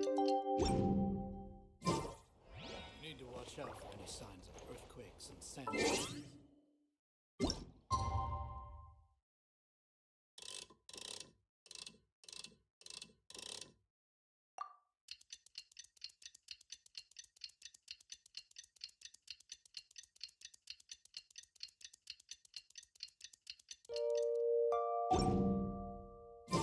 Wanna come? Hey, Dia. Right on time. We'll know any moment now. Paimon's been wondering. You seem to know Candace pretty well. Have you been friends for a long time? We've known each other for some time now. She's a pretty interesting person. Even though she's an extremely strong warrior, she never misuses her powers against others. Oh, Paimon knows what you mean. Like a lot of martial artists say, never take the fight outside the ring. Yep, I guess you can put it that way. It takes strong convictions to be as dedicated as she is, and shoulder that kind of responsibility. Us mercs, on the other hand, we pretty much live from one day to the next. Well, Paimon thinks you're great too. Really? Thanks for that.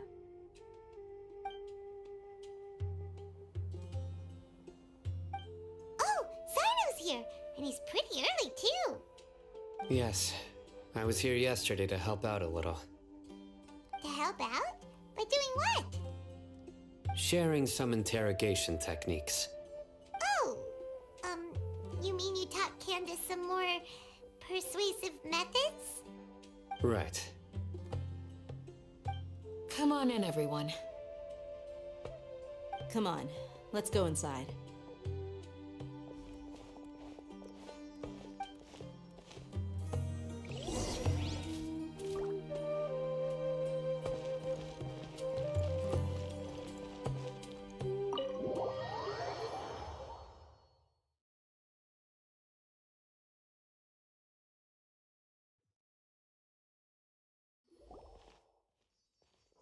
Candace, where?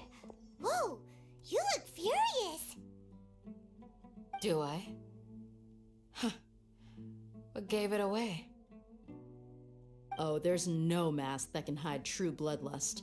Cover up your eyes, and it'll still show itself at the corners of your mouth. Perhaps I need to work on my composure. Still, it's perfectly understandable why I'm angry. I'm sure everyone present would agree. Yes, ma'am. Please, don't beat us anymore. We're gonna die. Well, looks like Sino taught her well. You fear death yourselves, yet you do not hesitate to place the lives of others at risk. The absurdity is mind-boggling. The ones you call mad scholars are known to us as the Village Keepers. They are vital members of our community, and some even count them as family. You come here to my village, and you treat my people as nothing more than stepping stones towards your goal. Tell me, what would you do to you in my position? Mercy! Please have mercy! You've made your bed. We may all be desert dwellers, but there is one thing that I understand better than you. The resurrection of King Deshret will only result in war. And war serves no one. The people of Aru Village care little about which god is in power. Life may be tough and tiring, but we wish to preserve our way of life. A war would only cause us to lose all that we have. And that is not a responsibility that you can afford to shoulder. We understand. We're sorry. I'll tell you everything I know. Please, just let us go. I'm listening. You might not believe this, but it wasn't us who came up with this idea. Someone was spreading rumors in the tavern. That's how we ended up hearing about King Deshret's resurrection. Some mystery man told us that mad scholars will make the perfect sacrifice to usher in King Deshret's resurrection. They give their lives, and we can get anything we wish for. They're called Village Keepers. Slip up again, and you'll regret it. Yes, sorry. It was all that mystery man's doing. He told us to spread the word about King Deshret's resurrection and talked us into helping him. In return, he said he'll help facilitate the resurrection process. I'm not sure. That's one. Huh? One what? Strike. You get a total of 3. Then, you die by my hand. Wait, I'm telling the truth. We don't know anything. It was all him. 2. He got us to lure them out of their houses in the night with some kind of incense. We take them to a junction outside the village. Then the mystery guy takes them from there. You gotta believe me, please. I'm telling the truth, I swear. Just ask them if you don't believe me. That was indeed the truth. Traveler, go on.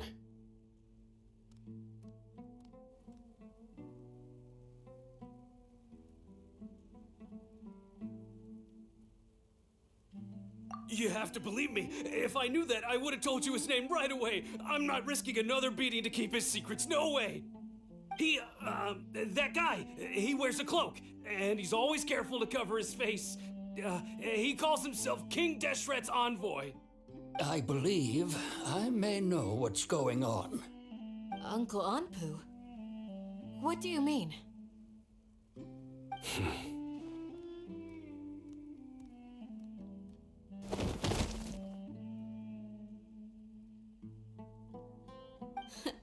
Smooth. Okay, speak. If my suspicions are correct, this mystery man they speak of could be from the academia. Some time ago, people from the academia attempted to take the village keepers away. I refused, insisting that they are part of our community. It strikes me now that this secretive character shares the same goal they had. Which means it's highly likely that the academia was purposely spreading a false rumor to trick the radicals into delivering the village keepers right into their hands. They were the ones who brought them here to begin with. Now they're trying to take them back? We aren't gonna let that happen. Not the academia again.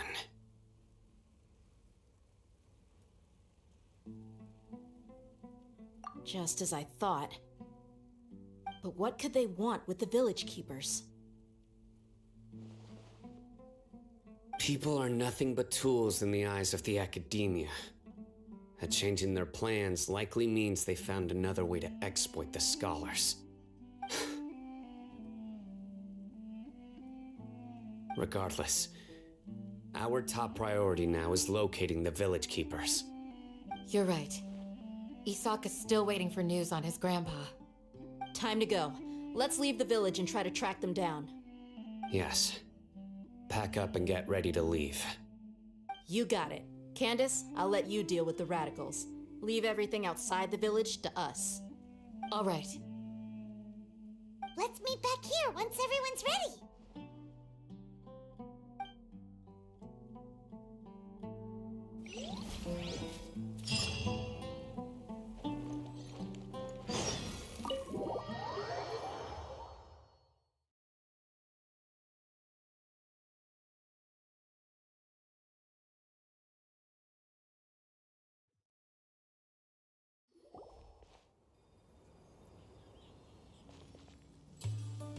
Let's get some food in us and then we'll... Woo!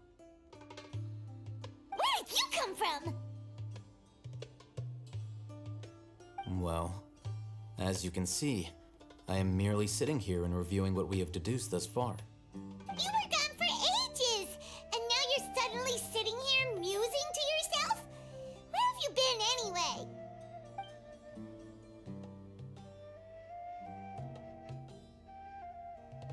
Hey, what's with the silence?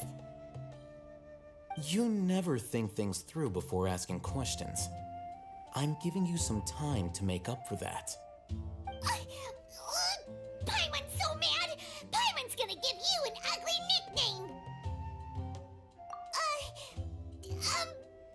Never mind! Paimon's got nothing.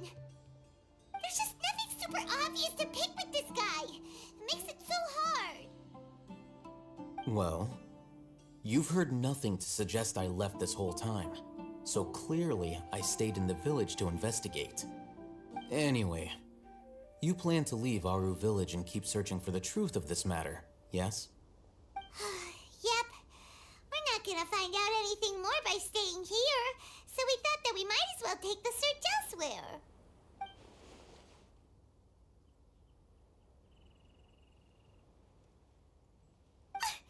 Enough with the silent treatment! No. I'm just surprised that you decided to team up with him. All Hatham. You haven't helped us out at all ever since we arrived at Aru village. Bold of you to question our choices. Yeah, you're all talk! While you were investigating, I had my own work to do, which I've now finished. Really? Paimon doesn't believe you. To be honest, we aren't really a team, so I have no obligation to inform you of my whereabouts. Not to mention that going separate ways allowed me to find some important information that you all had missed. Huh? Right here in the village? Correct. What did you learn? I'm going to take you to someone. But before that, you need to understand where she's coming from. What does that mean? How do you think the residents of Aru Village feel about what we're doing? In other words, do you truly believe every single word the villagers tell us? You mean some of them lied to us? Hiding the truth does not necessarily equate to lying. Again, these people have their reasons. Remember what Candace said?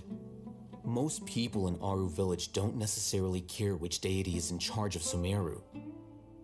That's because whether King Deshret or the Dendro Archon has power is of little significance to them.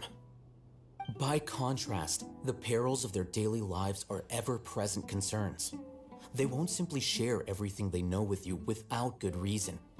That's why you believed there was no further information to be found in this village. Glad you're following along.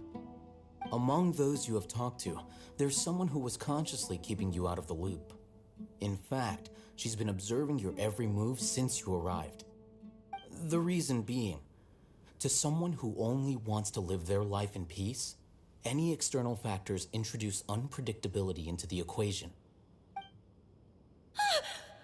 Those eyes. Those fierce eyes. You look like a real fighter. Don't change the subject. It's quite obvious that she's intimidated by Sino's authority and strength. Right. You were asking about the mad scholars. She corrected herself mid-sentence because she's aware that there are King Deshret fanatics in the village. If she sounds too friendly towards the village keepers, she could easily make herself the radicals' next target. I think it's been a few days since I last saw them. I usually go to bed pretty early, so I'm not too familiar with what goes on at night. Remember? She made a point of denying her involvement in anything that occurs at night. But honestly, I feel quite sympathetic towards them. Even though they act a little strange, they've helped me in the past. If it weren't for them, my house would have collapsed long ago. After speaking to the village chief, it became clear that the village keepers had protected Aru Village at night. In other words, the young miss was very much awake during that time. Then why would she lie? By getting involved with an outsider, she risks drawing unwanted attention to herself. As for why she might be so wary about all this, maybe you should ask her. I'll pass on this one. You said that she is afraid of me. If so, it's best if I stay out of this. We're on it!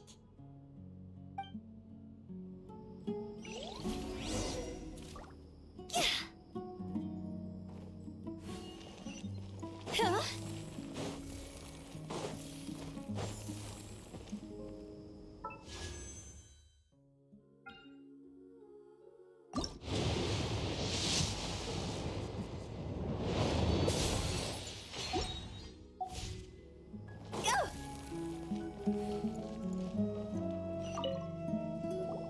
Miss Shawnee, as we discussed earlier, I've brought someone with me.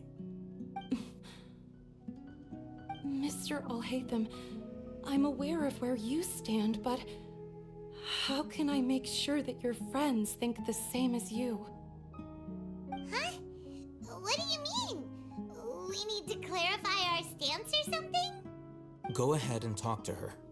You'll get the answers you want. Go on. Earn her trust. Is it really that simple? May I call you Traveler? Hi, Traveler. I want to ask you something. Do you think the resurrection of King Deshret can truly change Sumeru for the better? Why's that? That's very similar to what Miss Candace says. I know you two are friends. That's why I'm willing to talk to you, even though I do have some reservations. Before, I wouldn't even have the courage to ask something like this. Traveler, do you believe our lives will get better?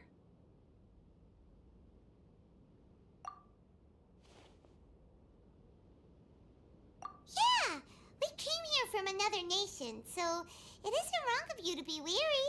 And we aren't really residents of any one nation. But even so, we've met lots of people from different places, and we've always fought for what we believed in. We have friends in Sumeru, and we want to help them. That's why we decided to stay here for a while.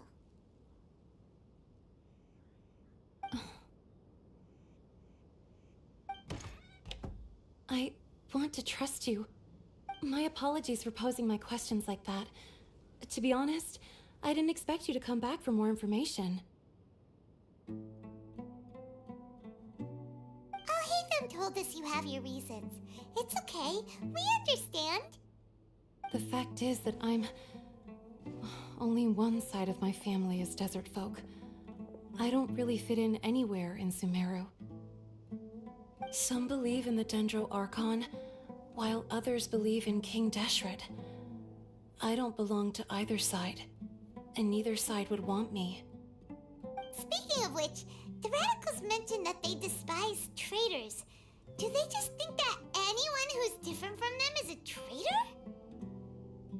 Yeah. Some people can be so narrow-minded when it comes to bloodline and beliefs. It makes no difference what I say or how I behave. I'll always be suspected of having ulterior motives. Slowly, I just stopped talking to people. I pretended not to hear or see anything. All I want is to live my life in peace. And then it happened. The village keepers who had helped me disappeared with no explanation, and I didn't dare breathe a word about it to anyone. Until now. You can tell them. I'm sure he'll keep your secret. All right. I'll tell you what I told Al-Haytham. I actually have a sharper sense of hearing than most. Sometimes, I hear strange crying sounds in the night. There are ghosts? Perhaps. I'm not sure. It's faint, but it's definitely the sound of crying. It comes from far away in the distance, and always carries very raw emotion. It used to be louder and more frequent, but ever since you arrived in the village, it doesn't seem to happen as often, and when it does, it's much quieter. I have to focus really hard to make it out. I confirmed this with the guards on night duty. They also have someone with a good ear, and he's heard similar sounds at night. But, because we're in the middle of a desert, he would rather believe that they are the cries of beasts than ghosts. There's really nothing around these parts, except for an old hospital not far from the village. I think they used to use it for treating Elazar, but it's been abandoned for years. Yeah, let's go!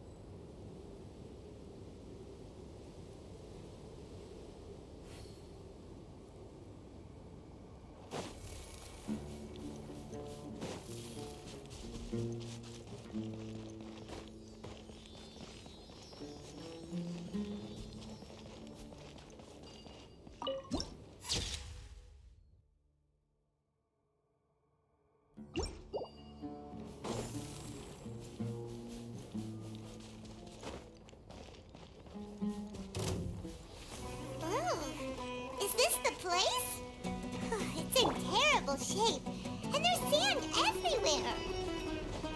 Empty and forgotten. An ideal place to hide people. Wheel of life.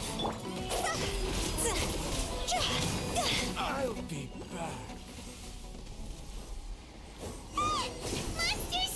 Watch out!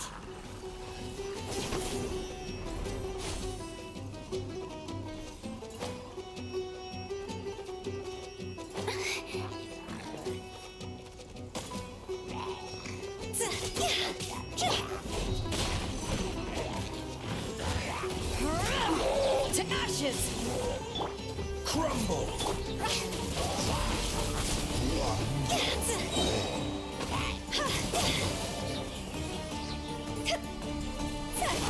Huh?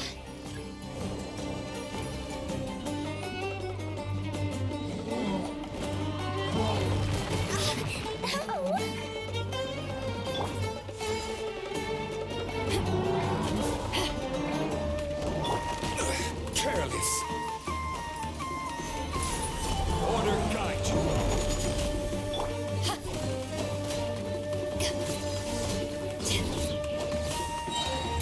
Eyes on me!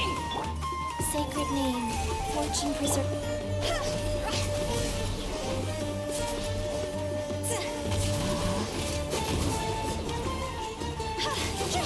Higher, higher, hands on fire! Guys.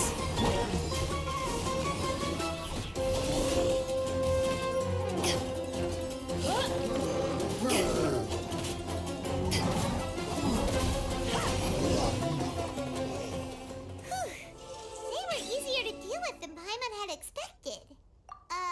Super strong bandits? Or monsters taller than buildings dropping out of the sky? Or, something like that. He looks super serious. We gotta stay on our A game too. This is the one.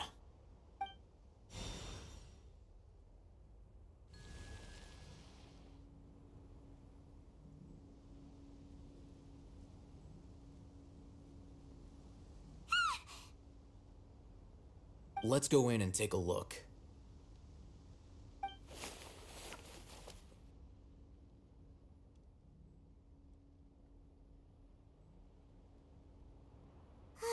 Hey,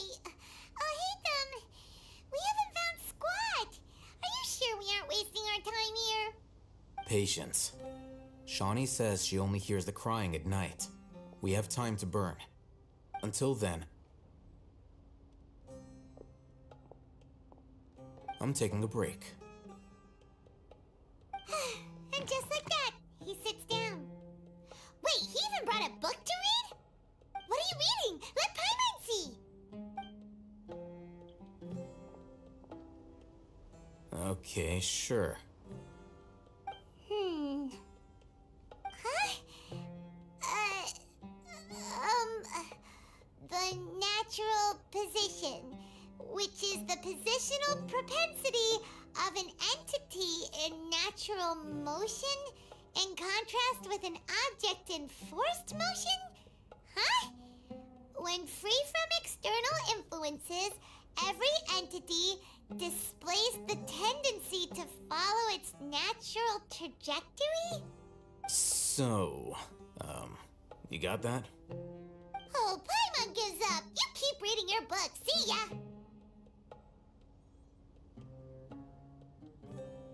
How is he so relaxed?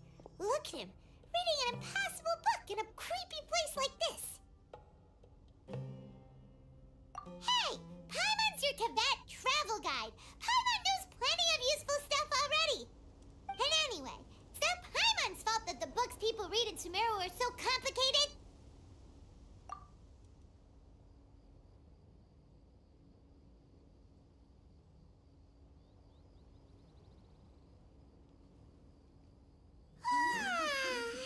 Paimon's getting so sleepy. Huh? What was that sound? There it is. It's coming from that direction.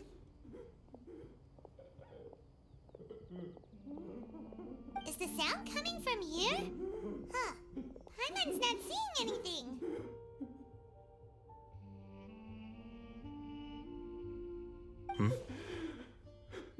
It's from below. But there's no way we can get down there. Something is off about the interior here.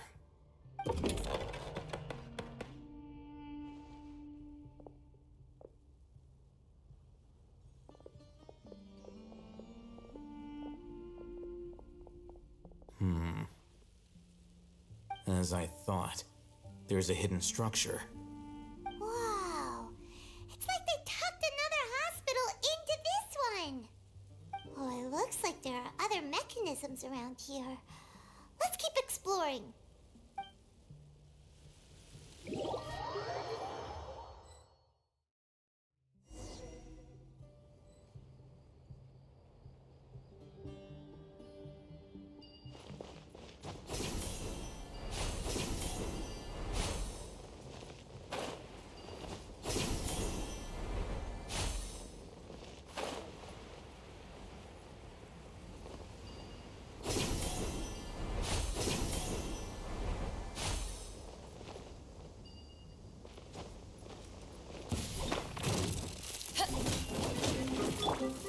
Stabilize.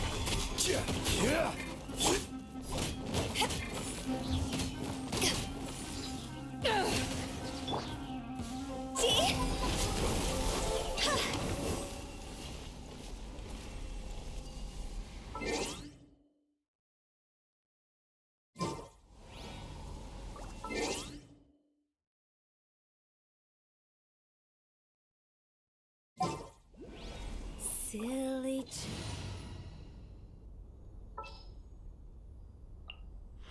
Time to broaden our horizons again.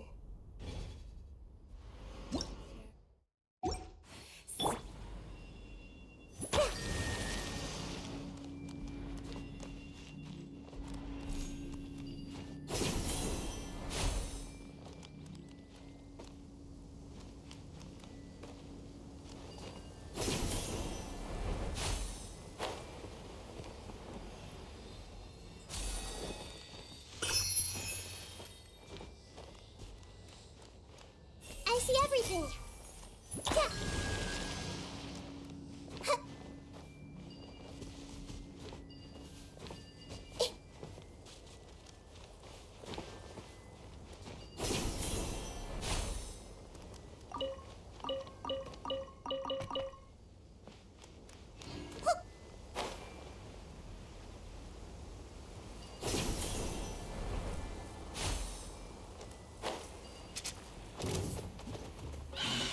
Everyone hold hands. Gather.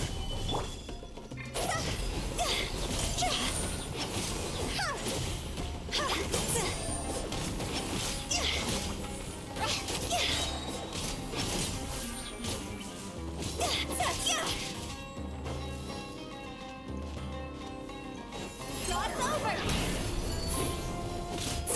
See?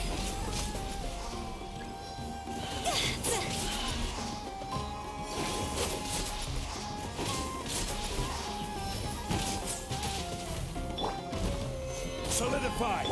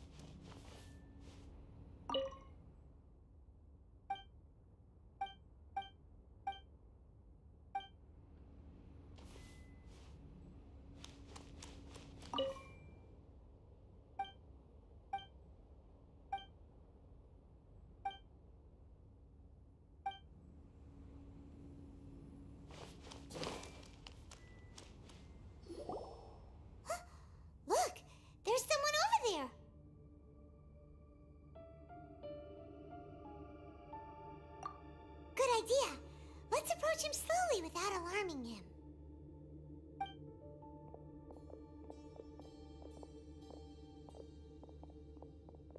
Wait.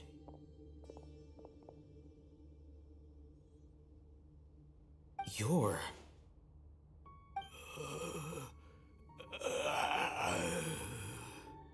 He can't speak, and his eyes are unfocused. But he looks too young to be anyone's grandfather. Also, why is he the only one here? Didn't expect to see him here. You know him? He's Razak, a senior of mine at the Academia. He's a scholar too? Is he the kind that holes up in a forest and mumbles stuff about training? No. And that's the problem. Razak was never involved in any of those things. He never trained in the forest, let alone reach Satyavada life.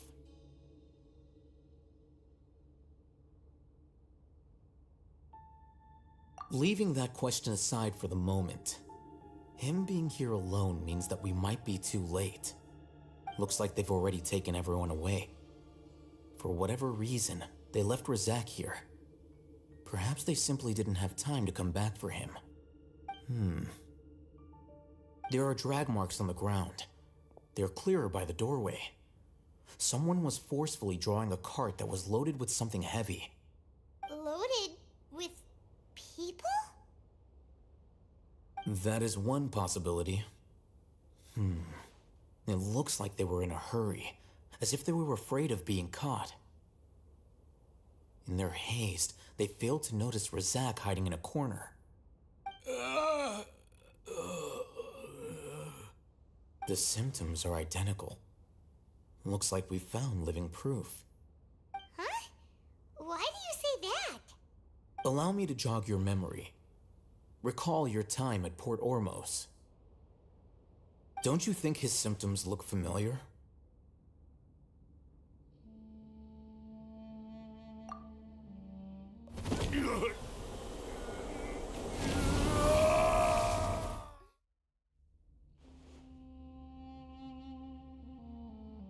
Oh, now that you mention it, they're acting the same way. Correct. The Academia is behind all of this. It isn't difficult to deduce their rationale. First, the Academia spread a false rumor of King Deshret's resurrection, emphasizing the role of the village keepers, the mad scholars who were exiled to Aru village. These rumors were all the persuasion that the radicals needed, and those based in Aru village leapt into action. Unbeknownst to them, of course, through rounding up the scholars, they were actually helping the Academia. As well as being able to exploit the radicals for their own ends, this scheme has one further advantage to the Academia. All the risks and responsibilities are offloaded onto King Deshret's followers. Life for the desert dwellers has been brutal ever since King Deshret's death all those years ago. Beneath the surface, feelings of desperation are widespread. Many would give everything they have for the prospect of something better. Anyone looking to exploit that for their own ends simply needs to make a few empty promises. Even if complications arise, people will see that those involved are all followers of King Deshret and look for no further explanation than differences of belief. A deep-seated mistrust of the desert and everyone in it by the rest of Sumeru will make sure of that. The notion of an Academia plot wouldn't even cross their minds. It may seem like a simple strategy, but it is able to work wonders under Sumeru's current circumstances. Oh, that makes a lot of sense. It's in line with the village chief's theory, too. But there's still one very important question. Wasn't it the Academia that brought the scholars to Aru village in the first place? Why does it want them back now? Throughout this process, one thing has changed. The scholars' identity. First, they were scholars. Then, they became lunatics. After that, they were exiles. And finally, they become missing persons. An exile is still patently a living, breathing human being. But when someone becomes a missing person, that is brought into question. If you can't find someone, you have no way of knowing what exactly happened to them. That makes missing people an ideal resource. Resource? For what exactly? One possibility is that the information in their brains could be extracted into knowledge capsules. Extracted? You mean canned knowledge comes from people's brains? With the technology of the Sumeru Academia, it's entirely possible. Perhaps the process caused them great suffering, which is why they cry out in the dead of night when no one is watching them. So, the human brain... Nope, nah, Paimon doesn't want to think about this. I'm the Academia scribe, after all. I'm familiar with their projects. Anyway, judging by Razak's state, the contents of a divine knowledge capsule were extracted from his mind, but something went wrong in the process. Or perhaps his curiosity got the better of him, and he used such a capsule for himself. Paimon's a little confused. Can they just use anyone's brain?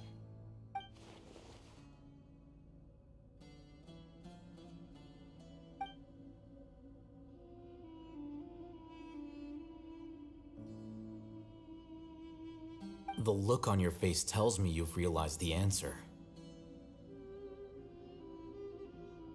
That's right. To some scholars, gaining knowledge about the gods is their entire life's pursuit. Extracting canned knowledge is just one of the extreme measures they turn to. However, I can't help but wonder, what do they seek to gain from divine knowledge? The Academia is going out of their way to look for forbidden knowledge, but what is their ultimate goal?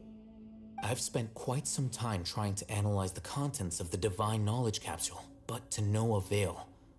It seems like my way of thinking is too different from theirs.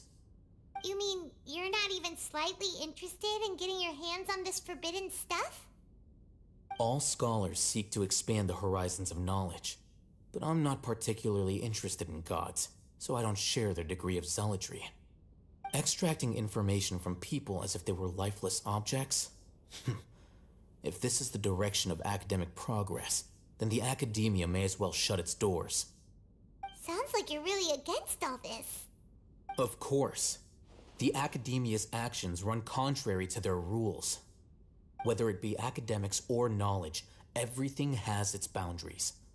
If those lines are crossed, the rules and order that govern everything in the world will be destroyed. This matter needs to be corrected, just like fixing a typo in a book. Wait, didn't you step in to help because you felt sympathy for those poor people? Not to be callous, but no. My criteria are a little more restrictive than that. There is no shortage of suffering in Sumeru, and the same can be said for the rest of Teyvat as well. What do you plan to do about that? Save every last person? Probably not. Paimon's not sure. You can say that. Simply put, I don't blindly place my faith into strength or heroism. I do what I want. The divine knowledge capsule is something I want to investigate in full. That doesn't mean I'm willing to take action for the sake of a few strangers.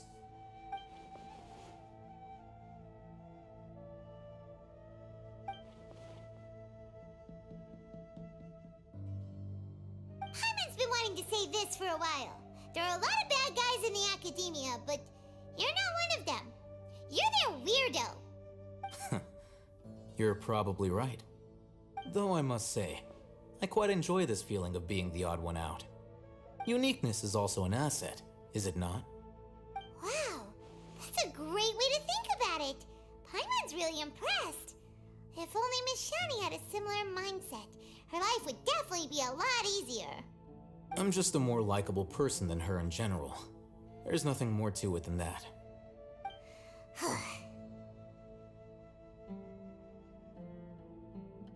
He won't last long if we leave him here. Let's take him with us. We'll work out our next step after we return to Aru Village.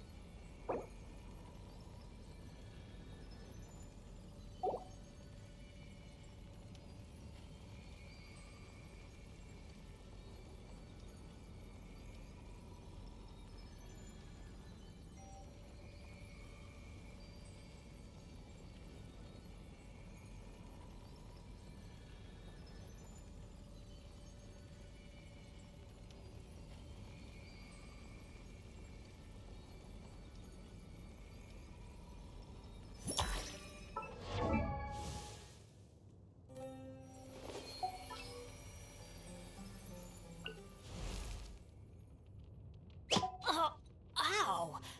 Where did that come from?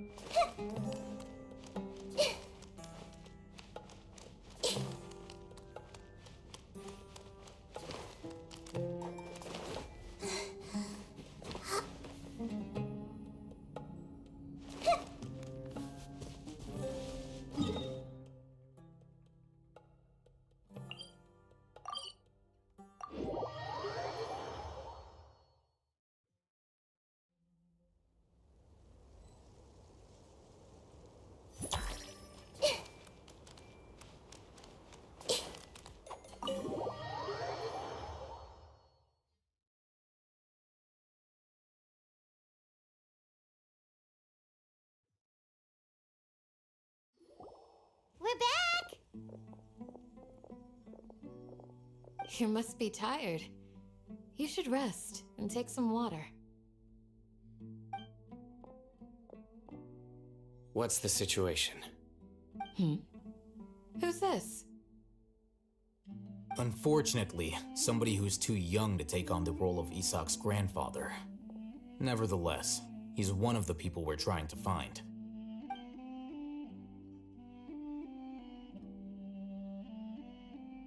So, at one point in time, the abandoned Elazar Hospital served as the Academia's site for extracting divine cant knowledge.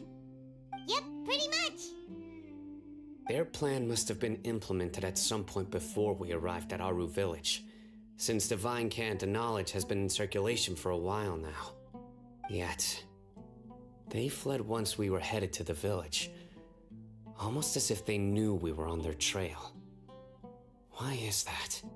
Yeah, why is that? We may have a mole in our midst. One of us could be secretly revealing our whereabouts to the Academia. Huh? Are our friendships that shallow? Looks like none of you have realized wherein lies the issue. Sino, you're the reason why they can predict our movements. Wait, what's that supposed to mean? Choose your next words very carefully. It is simply a logical inference. I have my reasons. So what you're saying is... Sino's the mole. Interesting. And here I thought you were the most suspicious one, Al-Haytham, since you were always acting alone. I know. You have a point. But I realized something as we were returning from the hospital. Sino isn't like any of us. What are you trying to say? Do you still remember who you are, General Mahamatra? As a Matra, you are no doubt privy to certain kinds of information. Before you can take action against someone, you are required to have all the facts available, including the less than savory details. Simply put, the academia has traditionally allowed you access to a wealth of sensitive information. Knowing their modus operandi, wouldn't you expect them to take precautions against you? If you want to raise a vicious wolf, you need to make sure that you can avoid its bite. The academia is monitoring me? It's not that simple. The academia has eyes all over Sumeru, but they have a special protocol for dealing with you. Every so often comes a Nyagarbaha Day. On this day, the academia enters new information into the Akasha through knowledge capsules. I remember seeing a thick notebook next to the control panel once. Its contents were all about the General Mahamatra, his activities throughout the day, preferred methods of enacting judgment, everything. You're saying that the academia entered my information into the Akasha too? But what's the point in doing that? My actions aren't important enough to be added into the Akasha. The Akasha is capable of computation. The Akasha's algorithms are entirely capable of predicting your movements using the data entered. When you would depart, the route you would follow, your destination. It knew all of this. It predicted my every move. The academia has been watching you longer than you think. However, the fact that you resigned is proof that their suspicions were well-founded. So that's how it is. Sino adheres to his principles so strongly that he's actually a thorn in their side. Tenacity of will and steadfast faith are worthless to the academia. They need scholars who are easily pliable and mindlessly go after anything they can profit from. Sino, don't take it to heart. This just proves how much of a trustworthy ally you are. They escaped. Don't blame yourself. It's not like any of us would have known. I have an idea. If they predicted my movements, then I might be able to guess where they went. Whoa, you bounced back fast. There is always an opportunity for safety after danger passes. Oh, so that's how it is! Paimon gets it now! If the academia is trying to avoid Sino, then the safest place would be... Yep, that's right! They'll want to proceed in the direction opposite of where I'm going.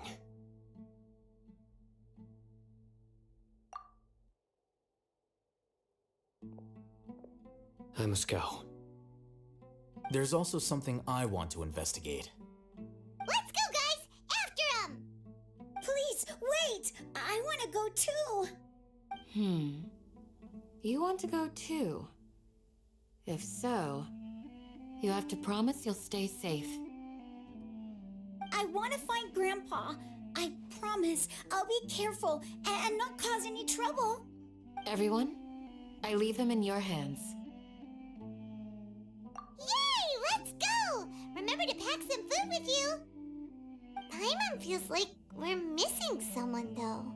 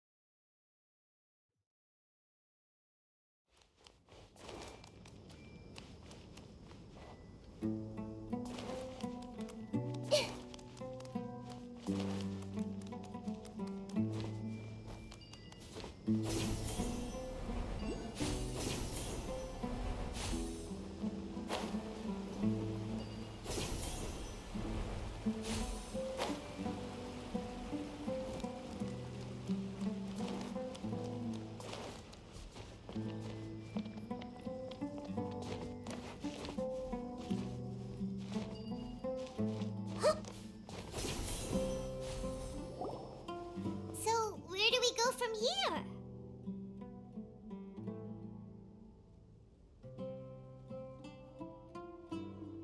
Yes. After leaving the village, we should head straight toward the desert.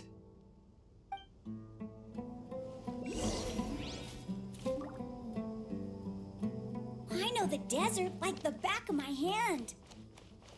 Is that because you play here a lot? Yep. One time, Grandpa almost got lost in the desert, but I was the one who brought him back.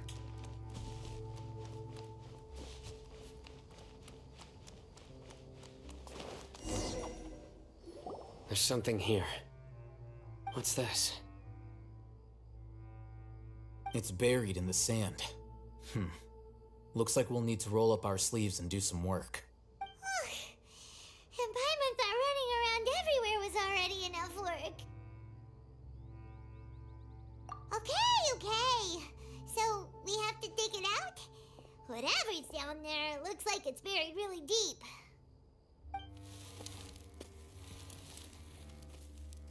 These are likely fragments of an Academia-developed device, something akin to a headset. Looks like there were more than one village keeper. They must have been escorted this way because there are device fragments scattered around here. Let's split up and search the area. Chances are that we'll find other things nearby.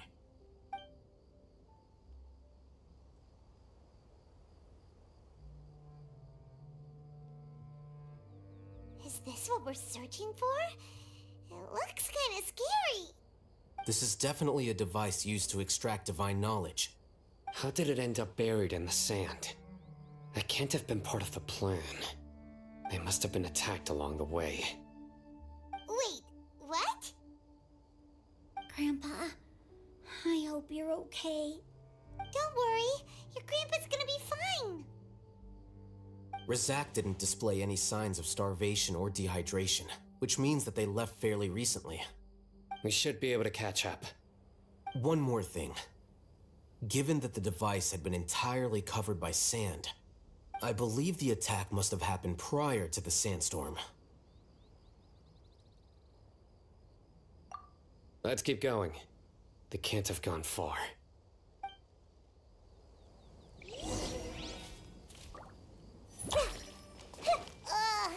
The running on sand is so tiring. But you're flying, aren't you, Paimon? Is flying over sand tiring too? Of course it is.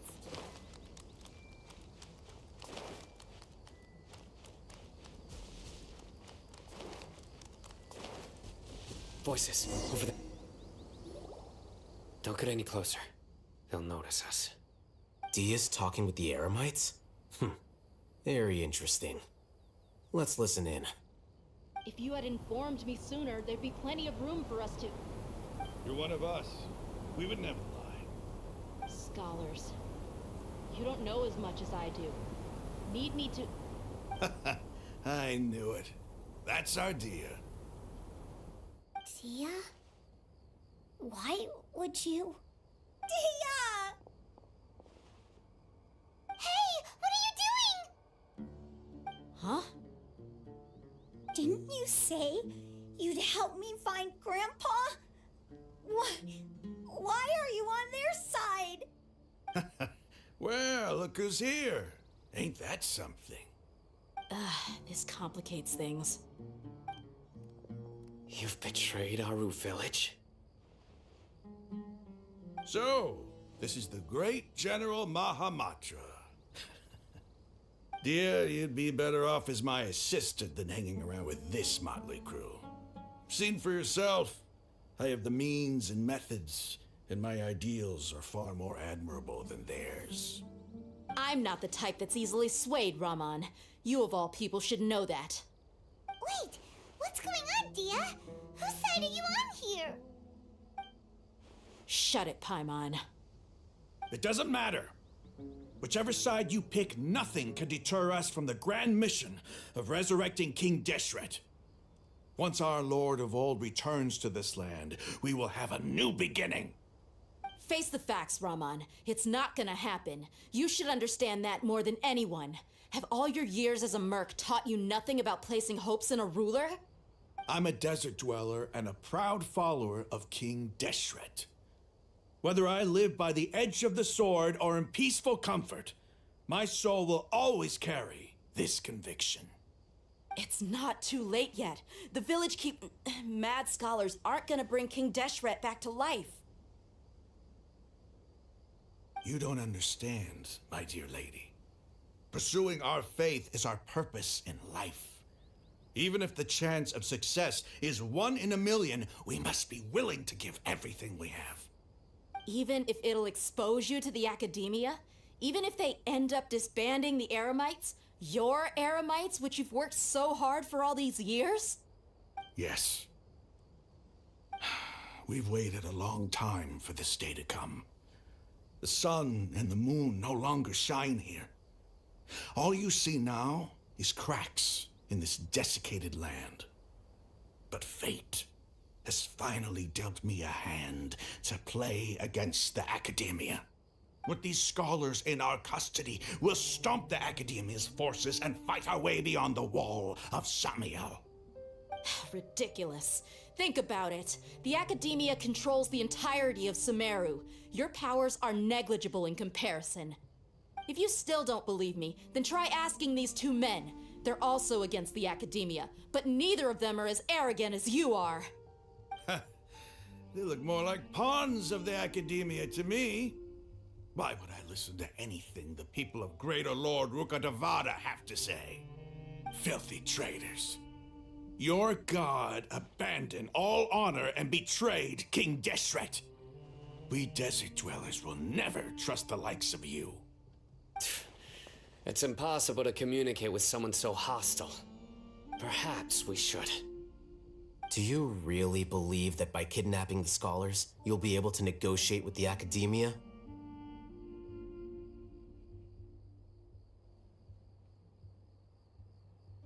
These people have no value as bargaining chips, but I could be persuaded to take their place as your next hostage. These scholars were exiled from the academia. I, on the other hand, am their current scribe, and will be a much greater asset to you. Wait, you can't be serious. So, you want to trade places with the hostages, do you? Precisely. Any wise person would gladly accept my offer. What are you thinking? What if they decide to kill you instead? Well, that would be bad luck for me. However, I'd get the chance to observe the scholars, perhaps even find out the truth. Think you can talk me over with that confident look of yours? I'm not trying to persuade you. I'm using this as a means of joining forces against the academia. You are the scribe. What do you have against the academia? Not all desert dwellers believe in King Deshret, and the same applies to the academia. Why must all knowledge seekers approve of the academia's way of doing things? You academia scum. Every last one of you is nothing but a hypocrite, just like everyone else on the other side of that wall. I've made myself clear enough. I won't listen to another word from the Dendro Archon's people. Not so fast. I'll hate them. Do you stand by everything you just said? I never make empty promises. You know you're making a dangerous decision, right? I do. Good. Raman, hear me out. These people are my friends. Maybe you can't take the followers of the Dendro Archon at their word, but what about me? Do you trust me? We've known each other for years. Of course I do.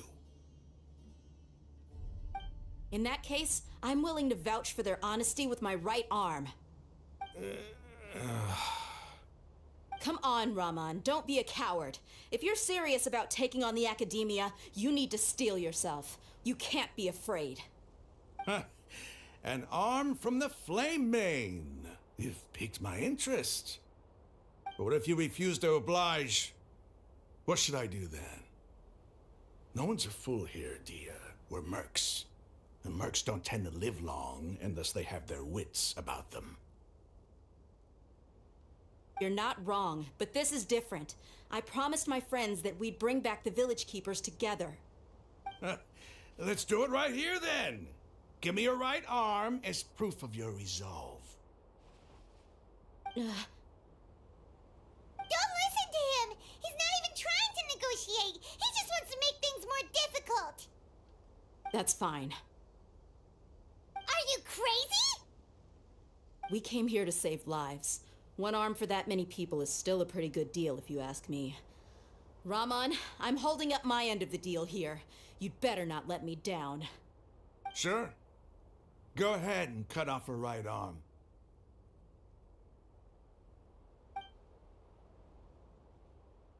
No! Dia! What are you gonna do? Think of something! You don't have to go this far. That's not for you to decide. Do it! Dia! Run!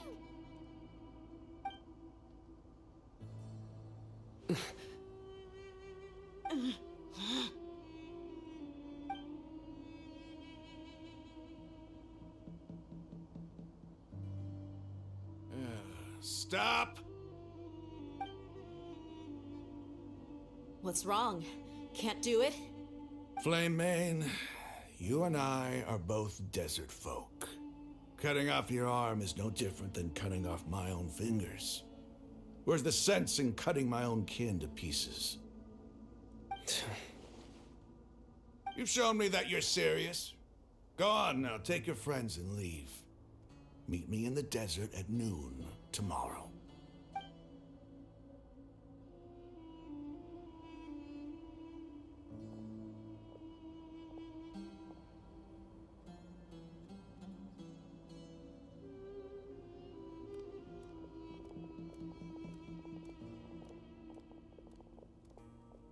Phew. I was really counting on him not going through with it. Dia! That was crazy! Have you all lost your minds? What if he'd actually cut your arm off? Then I just have to hold my claymore with my left arm. Okay, I'm sorry. But sometimes when you're out on a limb, you gotta double down to seal the deal, you know? Don't ever make a promise like that again. I can deal with the likes of them. If it came down to it, you would not lose to them either. I don't doubt it, Sino. But this is about more than me and them. There's a lot more where they came from. Even if we got rid of one bunch of radicals, there are others out there. Wiping them out would do more harm than good. As you wish. I'm sorry, Dia. I should have stayed put and listened. I should have trusted you. It's okay. I promised you I'd help find your grandpa, so I'll do whatever it takes. Whatever it takes? You just might be scholar material. Huh? Are you serious? The Eremites once said that I was a lunatic. Perhaps a little madness is essential to be successful in research. Why does it feel like he's using his praise for me as an excuse to brag about himself?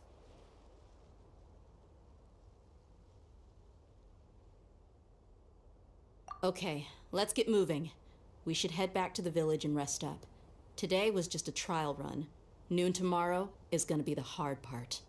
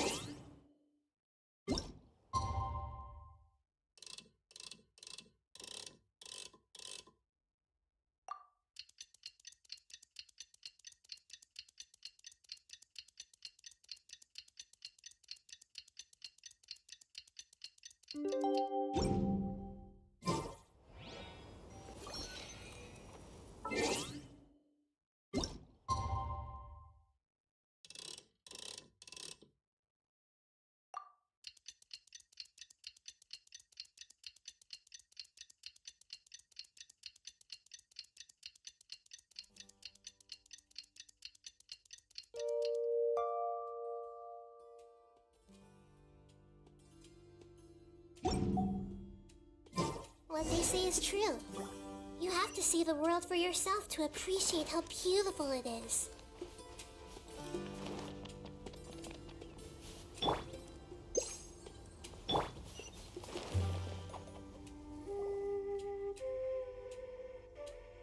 You're all here so early. Looks like we have everyone here. Isak, are you sure you want to come with us? I'll watch from a safe distance. Dia, I want to be there to bring Grandpa home.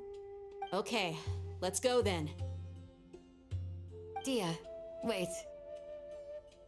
What's the matter? I heard that you were quite reckless yesterday. No more of that today, understood? Or I'll be very upset with you. Fine.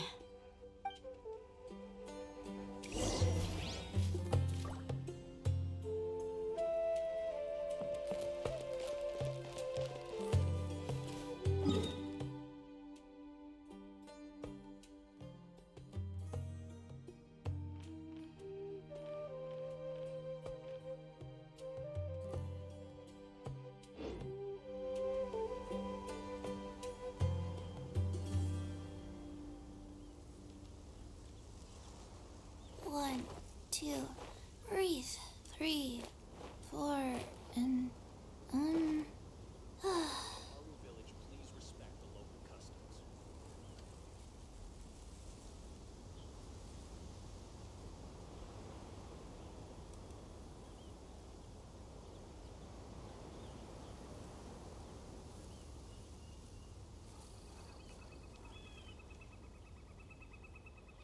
One, two, 3, 4, 2, 2.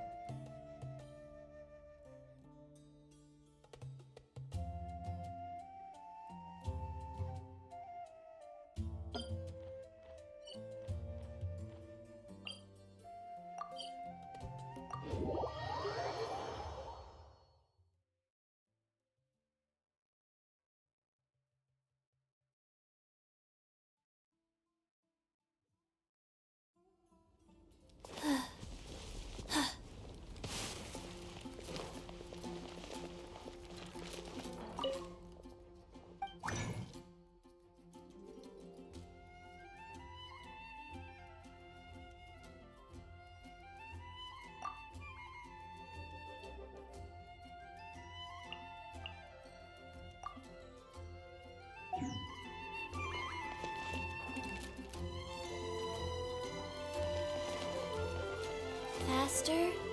Okay, faster.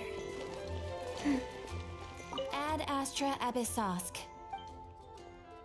Thank you for completing today's commissions.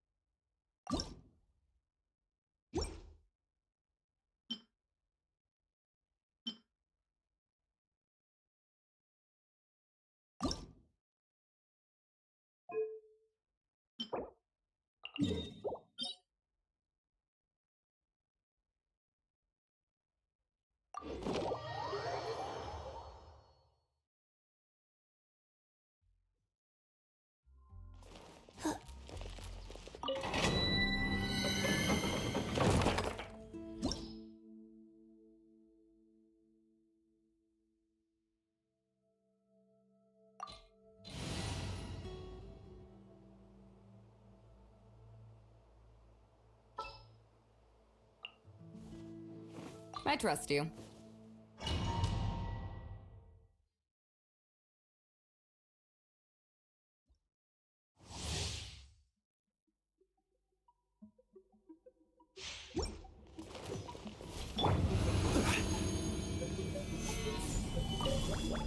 I will have order. Power that ended life!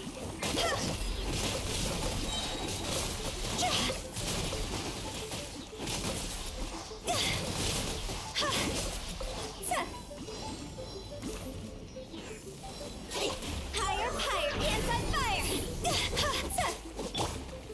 Gather.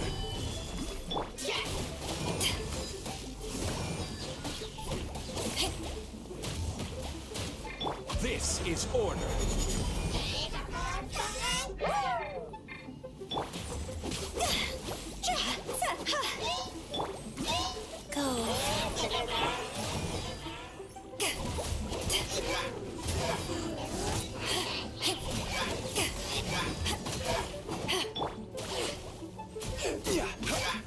Stabilize. Orders given. Orders received. See? Go!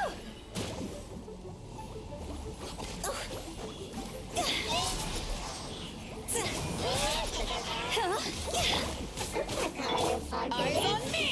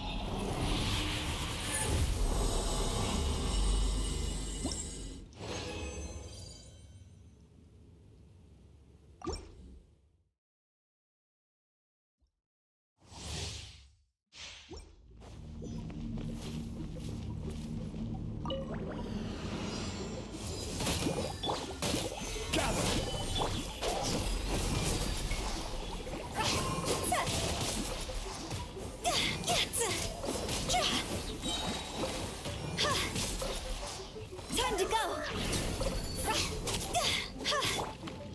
I will have order.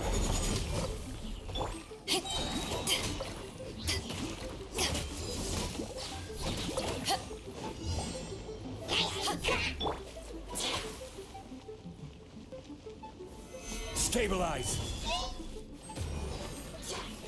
Wheel of life.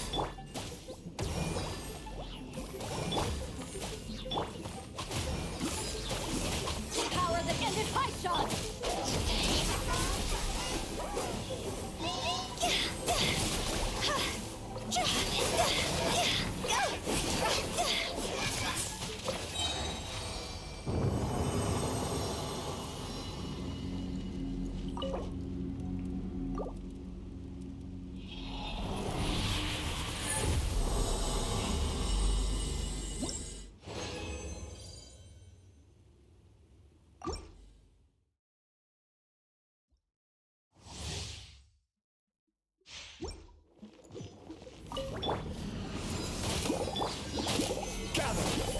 Order guide you.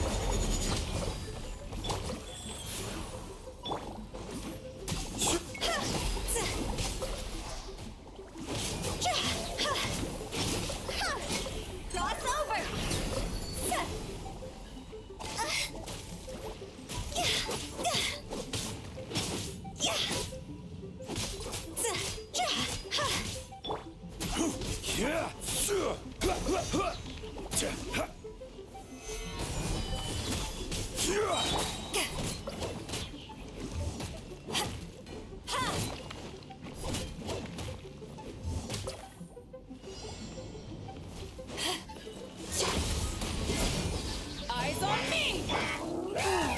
sacred name, Fortune Preserver.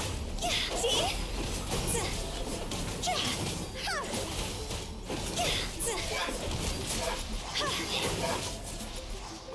Huh?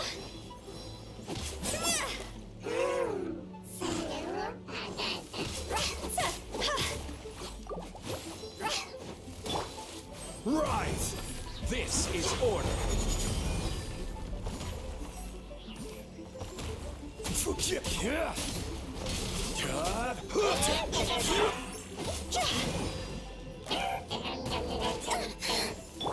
Rise.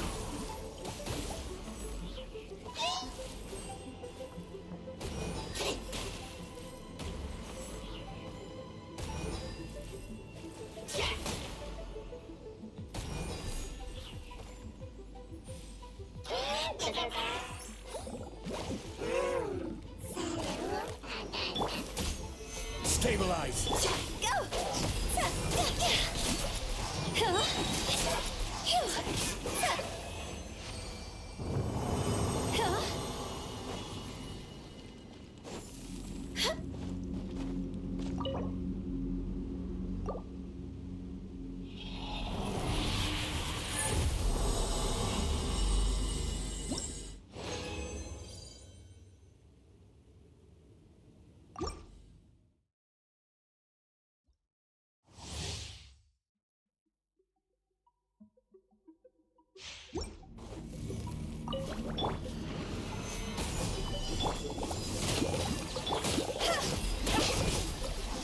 Higher, pants on fire!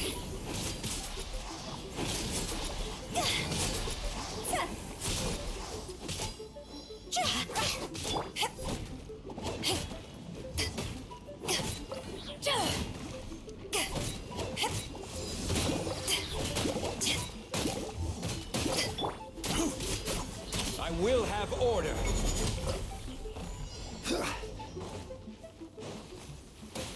Solidify. Life goes on. Power that ended Haishan!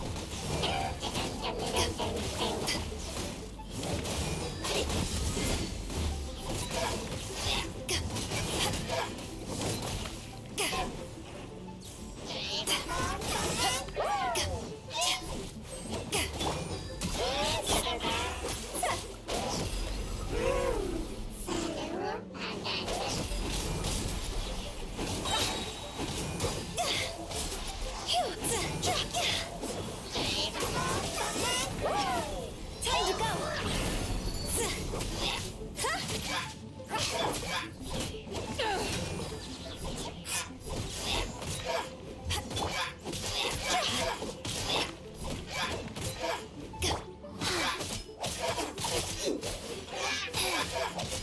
Like...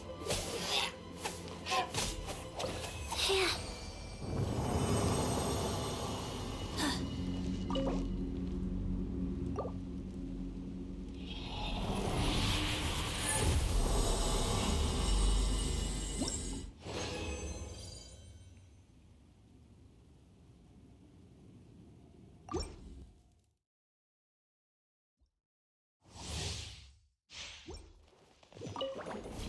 Go.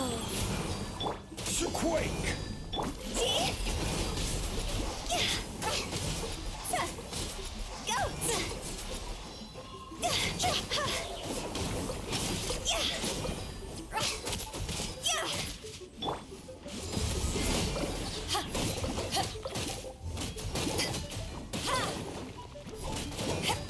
Go! Higher, pants on fire!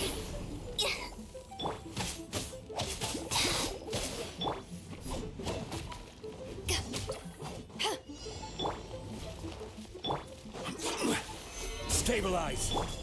Life goes on. To ashes!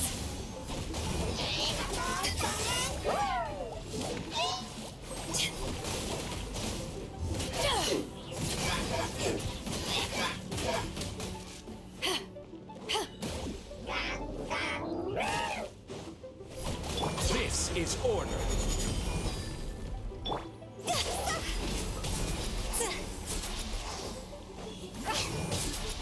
Ha!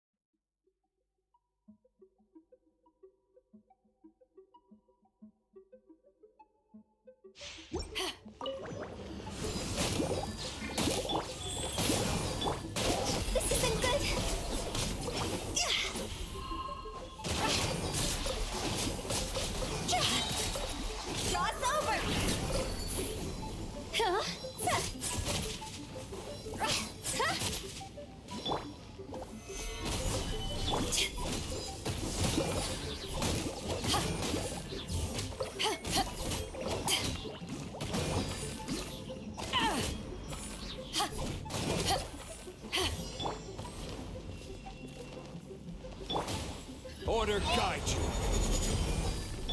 Wheel of life. Power that ended Haishan!